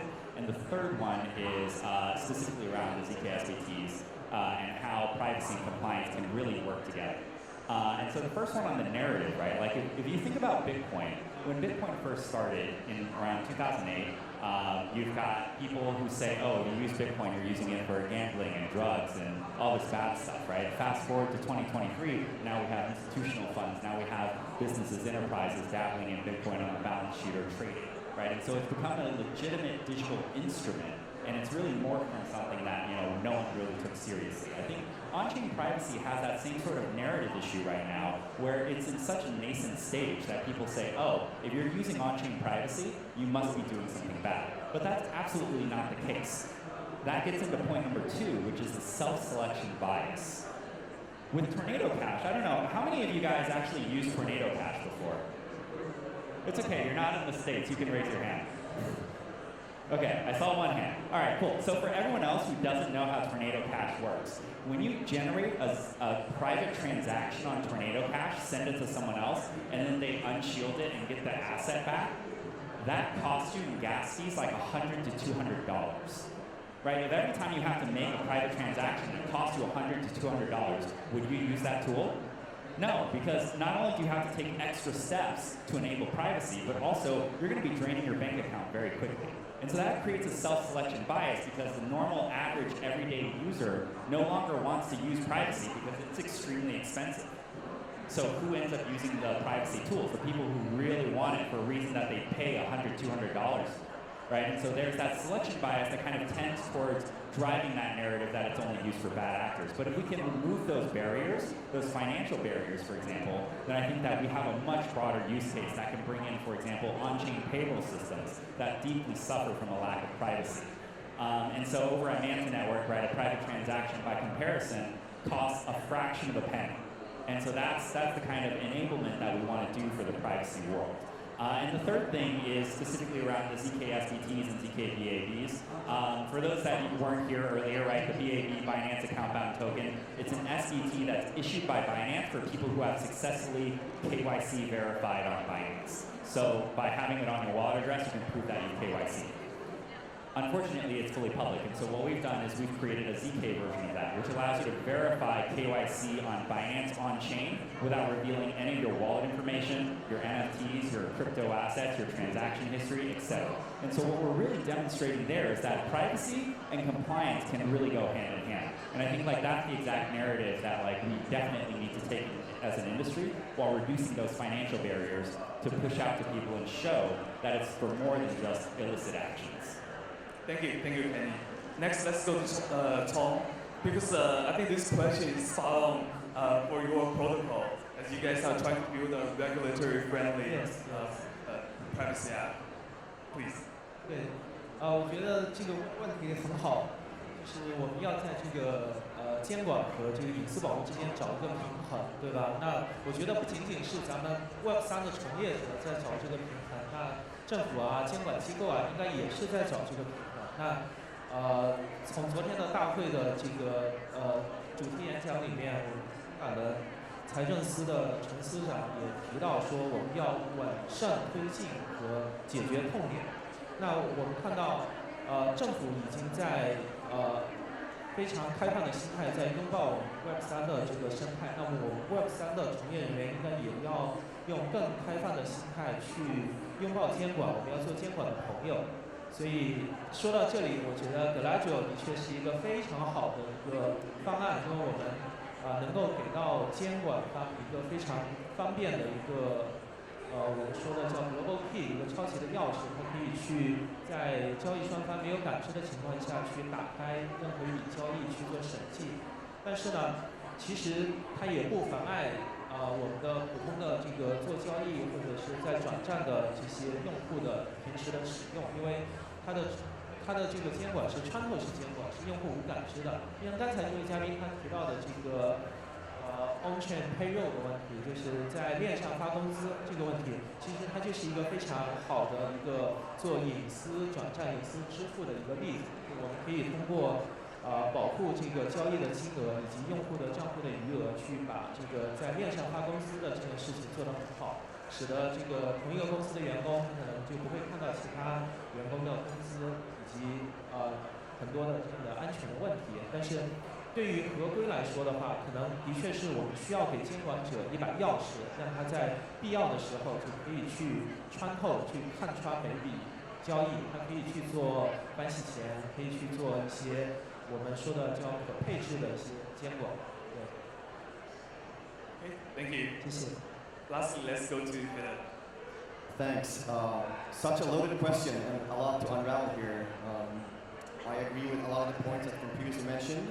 I think that the problem with Tornado Cash is that it's untraceable assets. There's no way of tracing it. And certain government bodies have not been okay with this. I even think in crypto per se, I think there are stats, don't quote me on this because I don't have them, but I think cash is predominantly used by criminal organizations. So even on that point, I don't think it should be viewed as bad. The narrative has kind of been there that everything related to privacy on-chain has a criminal touch to it. Why would you do it? And this is something we've thought heavily about with Ola. We're looking to be completely compliant at an infrastructure level. We are building up of the work done by Zcash. They have a data model called the order structure. And we're enabling developers at the function level of a smart contract to define the need of privacy for their application. And by having this design, you have a lot of options. You can, as an example given, if you have an AMM and you want the trades to be private, to cancel out things such as MEV and front running and censorship and so on, you can do that. Maybe the liquidity provision could be public. So you have that option to define according to your needs. What's really good about the Zcash working model as well is that they have the functionality called viewing keys, meaning that I can, as an end user, share my data. I can share that to a third party, whether that's a regulator for tax purposes, maybe that's a third-party analytics platform looking to scavenge my data. So everything around on-chain data today, and even in the Web2 world, if you go further back, we know the value of data. You can look at the work done by Cambridge Analytica and the presidential campaign in the US and how they swayed that with targeted ads. On-chain data today is being used by many actors, such as, example given, Chain Analysis. They base their whole work around scavenging on-chain data. And then you can empower the users as well, that you can sell that data and the end user can benefit from this. So I think it's fundamentally important, and as mentioned previously, there's more examples like payroll systems. You don't want to share this data with other actors. Coming from my background, I used to work with corporate blockchains. We had all the entities in the system were fully KYC. So we never had that problem, but we could have full privacy within that blockchain network because of that initial KYC, protecting the trades between different entities in the system from each other. Because by nature, you want to protect that data. And this is a tougher nut to crack in a public blockchain ecosystem. But I think with the design we're doing at OLA, to be completely compliant at the infrastructure layer, enabling dApp developers to define privacy to their needs and store, example given, viewing keys to their needs, whether they rely on the end user to do that or the dApp themselves. This brings a lot of options in terms of financial innovation that can be done to the ecosystem. Thank you, Philip. Yeah, it's privacy is important, and I'm glad seeing so many projects thinking about solutions to solve this. I think next topic will be on mass adoption, because there will be two mass adoption. One is on the developer side, the other is on the user side. Let's start from developer. So we're seeing different ZK EVMs, ZK VMs emerging recently. They are taking different paths. For example, our last talk we just saw, we're using ZK Wanxiang, and we're also seeing ZK RISC-0 using RISC-V as a virtual machine. And we're also seeing various ZK EVMs in the morning. My question is, so for the ZK Wanxiang part, that's reducing entry barrier for Web2 developer. Then for the ZK EVMs, that's kind of reducing entry barrier for Web3 developer because they can use the Solidity program straight from the L1. So my question is, what's your view on this? And if one of your project is working on this, and which path are you guys taking? It can be outside either. Let's start from Brad. 好的，谢谢。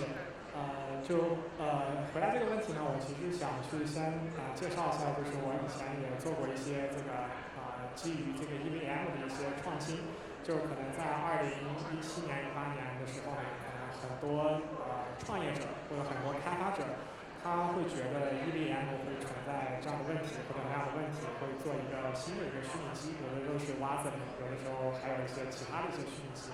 但其实基于这些虚拟机所做出来的一些新的公链或者基础设施，它最终的这个用户量呢，始终还是没有超过这个 Ethereum。所有都想做以太坊杀手的，其实最后都被以太坊杀了。然后所以其实我认为就是一个标准建立以后，想要去通过一项技术去推翻前面那个标准的话，这个过程是比较艰难的。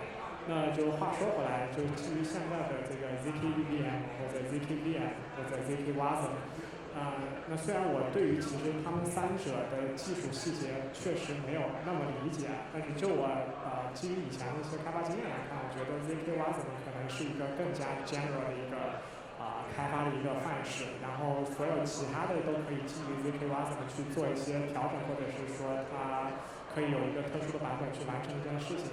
但是说就是哪个 ZK 的这样的一个虚拟机，它更容易去实现一个事实的标准，或者更多人去使用它，那我觉得还是应该基于现有的这个用户最多的，并且就是使用最广泛，就是已经变成事实标准的这个模式去往下走。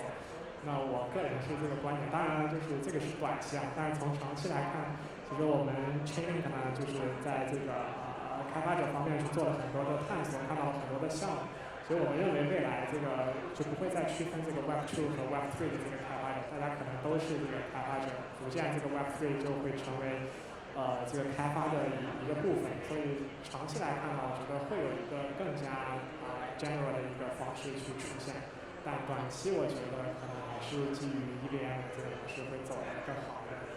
好的 ，ZK EVM 对加1分。Next, let's go to Kenny. And I'm also aware Meta team is building Poseidon VM, a new privacy layer. Maybe, I know there's a lot of cool stuff you guys are building there. Maybe we can share a bit about that as well. Yeah, sure. So there's some research being done right now on exactly, well, actually, let me keep it high level. Essentially, at the end of the day, ZK is infrastructure level, and everything that is infrastructure level should not be touched by developers. This is not what happens in other industries, right? Like, analogy here is when you go into a room and you flip the light switch on, the light turns on, right? You could be the installer of the switch, or you could be the user of the switch. but you don't care where your electricity comes from. You don't care how the circuits look behind the wall. You don't even care if the circuit, the wires, where are they from, where are they mined? No one cares. Why? Because it's infrastructure level stuff that should be abstracted away from the individual user.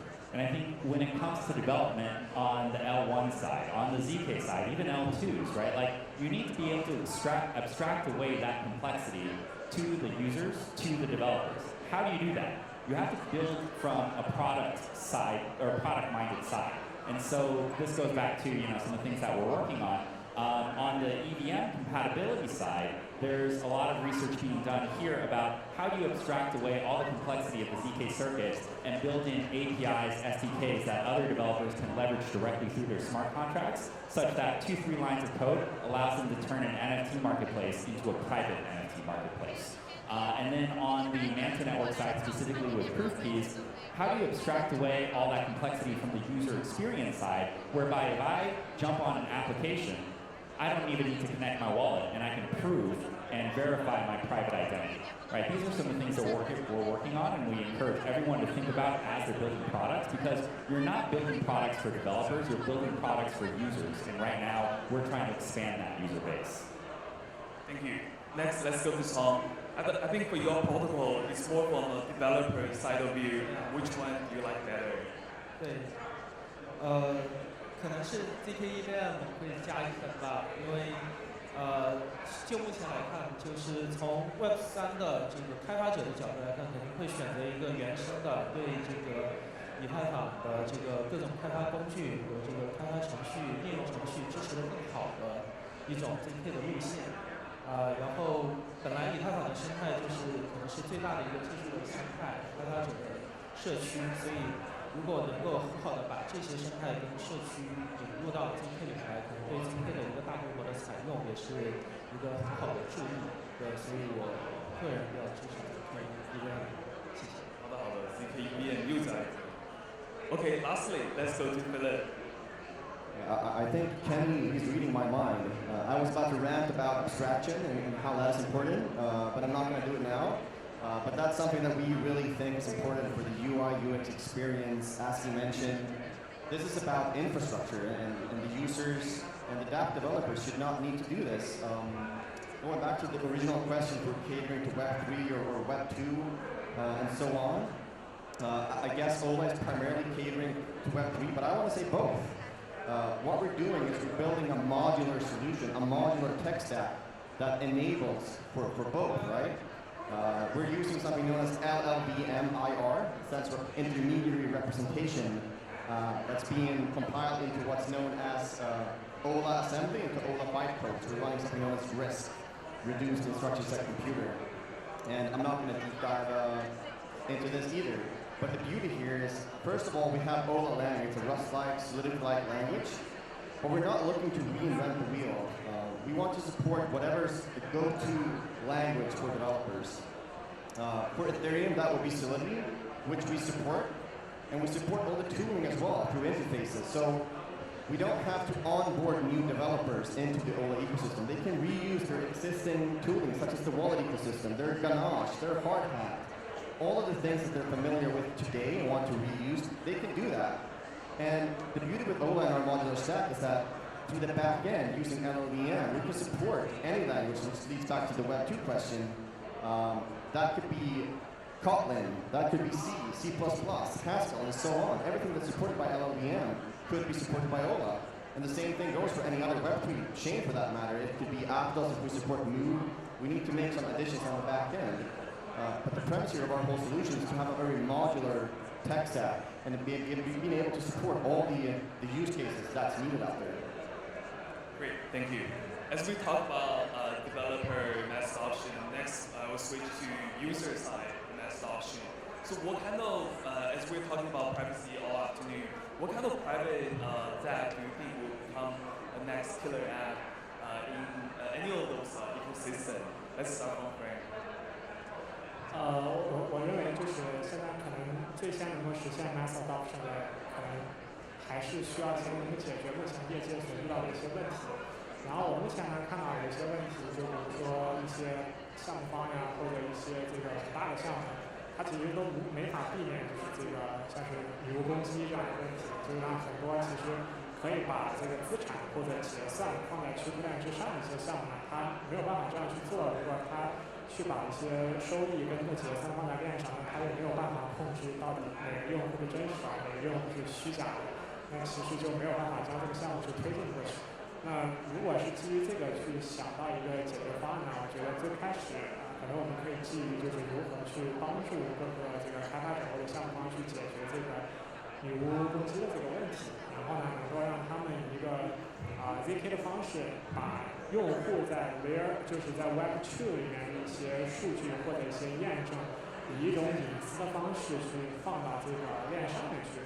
也就是形成这个一种新的一个用户画像。那这个用户画像呢，它不单单是来自于这个 Web3，也就是链上的一些信息，那它还来自于一些 Web2，就比如说它的一些支付信息，它的一些银行信息，或者它的一些像是对于开发者来说就是 GitHub 的一些信息，然后以一种比较隐私的方式放在链上，形成一种多维度的账户，最先的去解决这个链上无效身份或者链上这个用户画像不存的一个问题。所以我觉得可能我们可能会看到的一个项目是会解决这个东西。谢谢。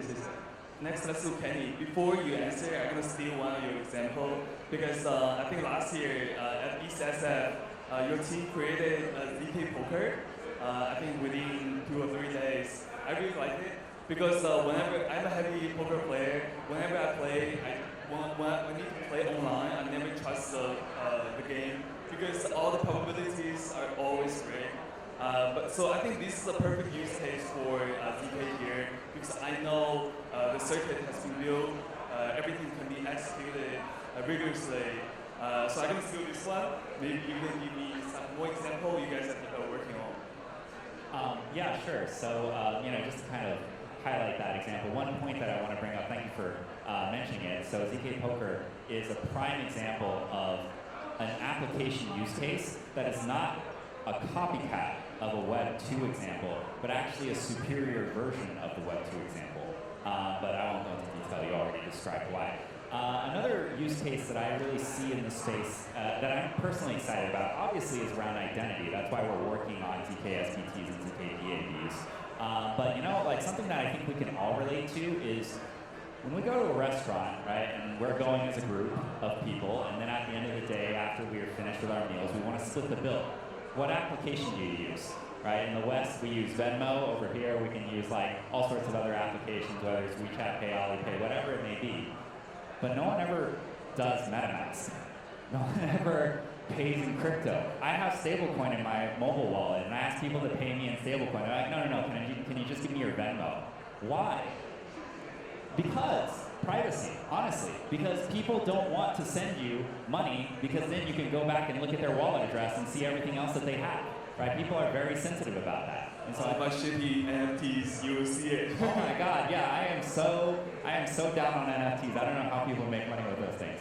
But so that part of the embarrassment means that I probably don't want to show you my collection of really bad NFTs, which means that I probably want to pay you in Venmo. And so adding that privacy layer, I think, can unlock a lot of P2P payment transactions that are truly the micropayments that we envision that are already existing in the world today. But also we can eliminate that middleman fee and reduce the costs by a significant amount. Thank you. That's good to solve. 对，我觉得要预测这个可能还为时尚早，因为有好多方面的因素可能都还不太成熟。第一个是可能我们需要更好的用户界面，可能要等到更多的账户抽象的钱包它的大规模的采用之后，可能才会有更多的人来使用跟这个隐私跟 ZK 相关的东西。因为在我们看到的好多方面，可能隐私并不是用户最优先考虑的。虽然我们刚才的嘉宾也提到了很多隐私攸关的场景。第二个呢，就是因为我们刚才也讨论 ZK 嘛，就 ZK 本身也有好长一段路要走，它在它的性能，在它的成本方面，也还需要进一步的优化，对吧？性能就我们看到还是不断有更好的 ZK 的这个解决方案的出现，同时在成本方面，可能我们要期待一些像 ZK 加速的硬件的落地，这样才可能把这个整个 ZK RAM 的这个成本给降低。当然第三个就是隐私了，就是刚才的嘉宾也说了，就是我们必须要有一定程度的隐私保护，才能让大家能够放心的来用。第4个呢，就是监管，对吧？我们要做到监管友好，才有可能跟这个传统的金融更好的结合在一起。对，大概是这些，谢谢。谢谢。Let's go with it. Thank you, and I'm suffering again here being last to talk. I had CK Poker in mind to bring up as my example. We have our good friends at Geometry XYZ who's been developing CK Poker, and actually, to my knowledge, I don't think it's fully solved. There are some problems. For every hand in CK Poker, you actually need to sign a message for the flop and the turn and so on. And if a player decides to sit out and never sign the message, you have some problem here because you get out of it. So I don't think it's completely solved, but they're getting it. The UI UX needs to get slightly better for this to be practical. But moving on then, instead of giving examples of applications, like we just mentioned for Ola, and what I think the future would be here, and I think the beauty here is, first of all, with CK EVMs or VMs, if you will, you're completely, or not completely, but almost removing the concept of gas. So you enable to have more computation that you could before. Previously, you had this cap, the block gas cap, and if you exceed this, you can't do anything more. Whereas if you now only store the state changes, you're able to have innovation in terms of what gaps that could be made. I think in terms of the DApp ecosystem we have today, most of them were invented roughly 2018-19, and since then we haven't really seen too many new dApps come along.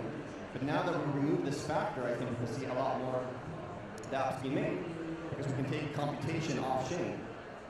And I also think in Ola, what positions us very good here is that some of the other teams looking to do privacy, what they're doing, so the problem right now in the industry is that not a lot of developers are familiar with writing circuits. There's not too many devs that have expertise in CKPs. So what some of the teams are doing is they're taking the bare bones CKP components and they're putting it into the language itself. And that's very good because they're essentially lowering the threshold and helping developers to build. But they're also having some predefined computations, making it more likely to assign specific language. And what we're trying to do at Ola is we're trying to, once again, coming back to the topic of abstraction, take all of that complex logic with CKP and shove it under the hood, abstract it away from the developers. They don't need to deal with this. So the Ola engine can deal with it. And then once again, we can tap into Solidity or any existing programming language that devs are familiar with. So they can reuse all of that tooling and get straight to the innovation and straight to building, instead of teaching them how to write circuits. Thank you. Sorry, the example I saw is also yours. That means we share the same interests. That's good. Or maybe it's not good that we play Texas Hold'em or Omaha or whatever we play. But Sure. Maybe next question, I'll start from you, from the backwards. So my question is more broad. So could you share any of the latest development at the ZK field side, like either any new ZK proving scheme or any improved toolkits, or any community development that is increasing the awareness and adoption? Sure, yeah. There's this project called Ola. Yeah, sure. No, but I think one thing that I haven't had the time to truly deep dive into myself that I find very interesting, it's called Nova and Supernova. They're using what's known as IVC, incremental, I think. Incremental verifiable computation, or incrementally.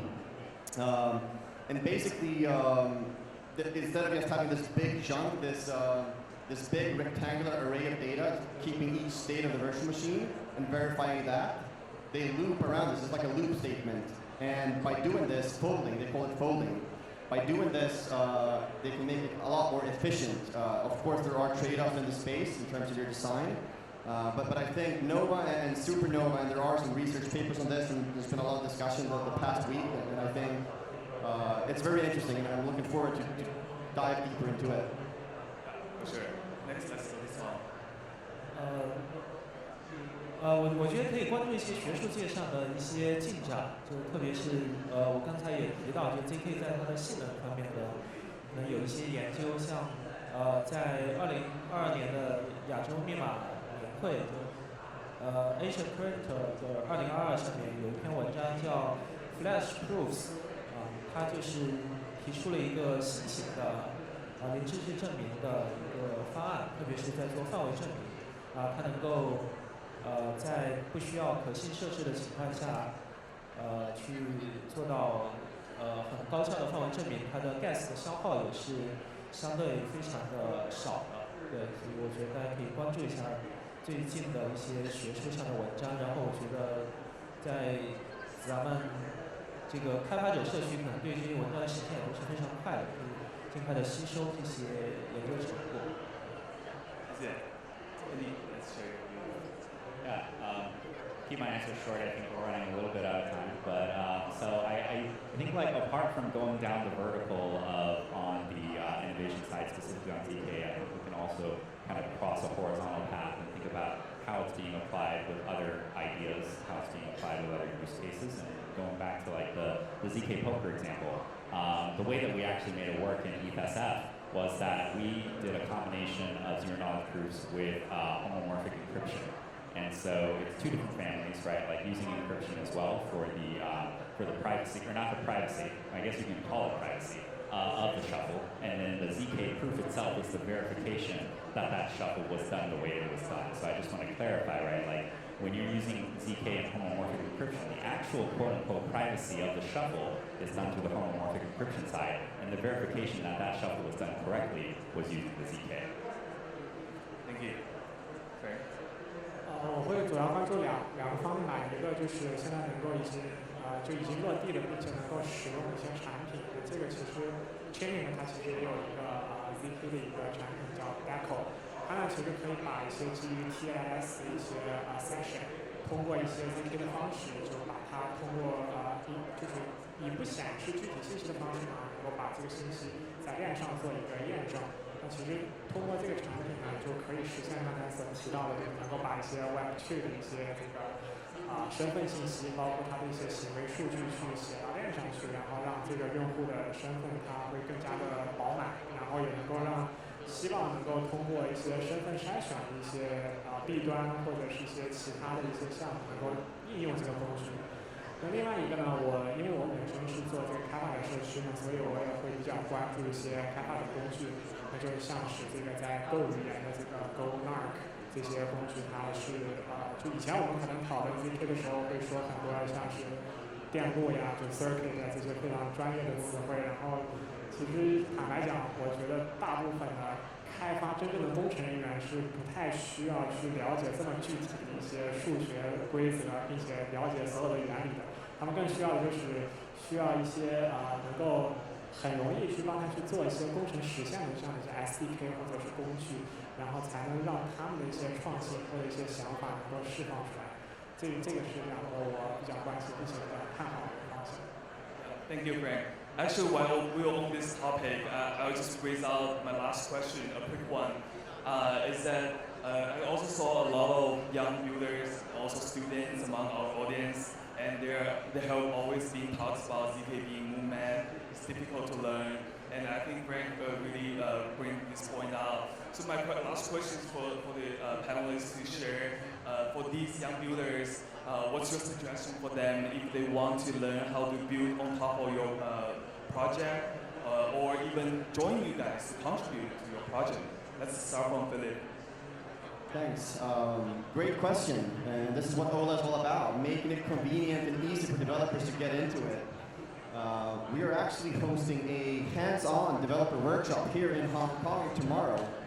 It's at a different venue, and we have a booth. So do please come talk to us if you're interested in coming and building in OLA. It's very simple. We have the documentation on GitHub already, and we're going to have some slides for you guys to make it easy. Basically, you just have the prerequisites. You need to pull LLVM, you'll download LLVM and Rust and so on. And then it's quite simple. We have predefined code that you can run. So basically, you can come tomorrow if you have the prerequisites. We're going to run some simple Fibonacci programs. You can generate your own CKP, your own proof. You can check it out. You can do it all on your own computer. So if you're a developer or a student and curious, swing by the booth. I think it's E05. If not, check for the OLA signs and come talk to us. Thank you. Tom? 我觉得就是要多跟人交流，然后多加入一些这个开发者的社区，然后也给 Gladio 打一个广告，就我们是跟很多高校，像北大、港大，然后 NYU 等等都有很多的合作，就是欢迎大家来找我们，来加入 Gladio 一起学习进步。谢谢。Thank you. Eddie? Yeah, so Manta Network, we do have a grants program, and we are looking for developers. The premise here is that we don't, do something as complicated, even as high level, quote unquote, as CIRCOM, but we expose all the functionality for on-chain privacy through SDKs and APIs. What this means for the developer is that you don't have to be a Web3 developer. You can be building Web2 mobile applications, for example, and you can still leverage components of that on-chain privacy. And so if you are thinking about various components to be features within the application that you're building, and those features are specifically around privacy, then happy to talk with you afterwards and go into more depth about the grants program. And then for anyone who is interested in building, using ZK through, for example, like a higher level language like CIRCOM, what I'd recommend is, just use ChatGPT-4. That's like an amazing instructor. Thank you. Thank you. Greg? 我认为最好学习这个 ZK 方面的一些知识的方法，就是你可以找到你所有你能够找到的可以使用的工具，就包括 ChatGPT。然后呢，基于这些工具呢，从零到一去做一个可能非常简单，但是完成度非常高的一个应用。然后基于此呢，你可能会知道就是有了 ZK 和没有 ZK 的情况，你可以去实现一些以前所实现不了的东西。然后基于这个功能呢，可以再去进行一些延伸。这个是我的一个建议，就是如果说有任何的开发者或者是一些高校的一些朋友，想去验证一下自己的功能或者验证一下自己的应用的话，也欢迎参加。就是 Chainlink 每年会举办2次一个 hackathon， 一次呢是在这个月底，还有一次是在10月底。谢谢。谢谢 Frank. Thank you everyone. Also thank you everyone for the time. That concludes our session today. Thank you. Thank you. 好的，热烈的掌声再次感谢台上的5位嘉宾，感谢大家的精彩分享。相信从刚才的对话当中，我们也感受到了所有项目方之间的这样的一种团结、开放和共享。是的，特别感谢持续守候到此刻的各位观众。今天2层网络的分论坛就到此结束了。某某也仅在此代表主办方万象区块链实验室 HashKey Group 和 SNG 感谢各位嘉宾和观众的持续聆听。在未来的日子里，我们也愿与大家共同探索 Web3 基础设施和技术领域为行业、为香港带来的无限机遇。期待在更好的明天再和大家相聚。也在这里祝大家后续的参会日程一路愉快，满载而归。感谢大家的参与，热烈的掌声送给我们的主办方，也送给我们自己，好吗？好，再次感谢大家的参与。那接下来的环节，我们可以自由的 networking。好。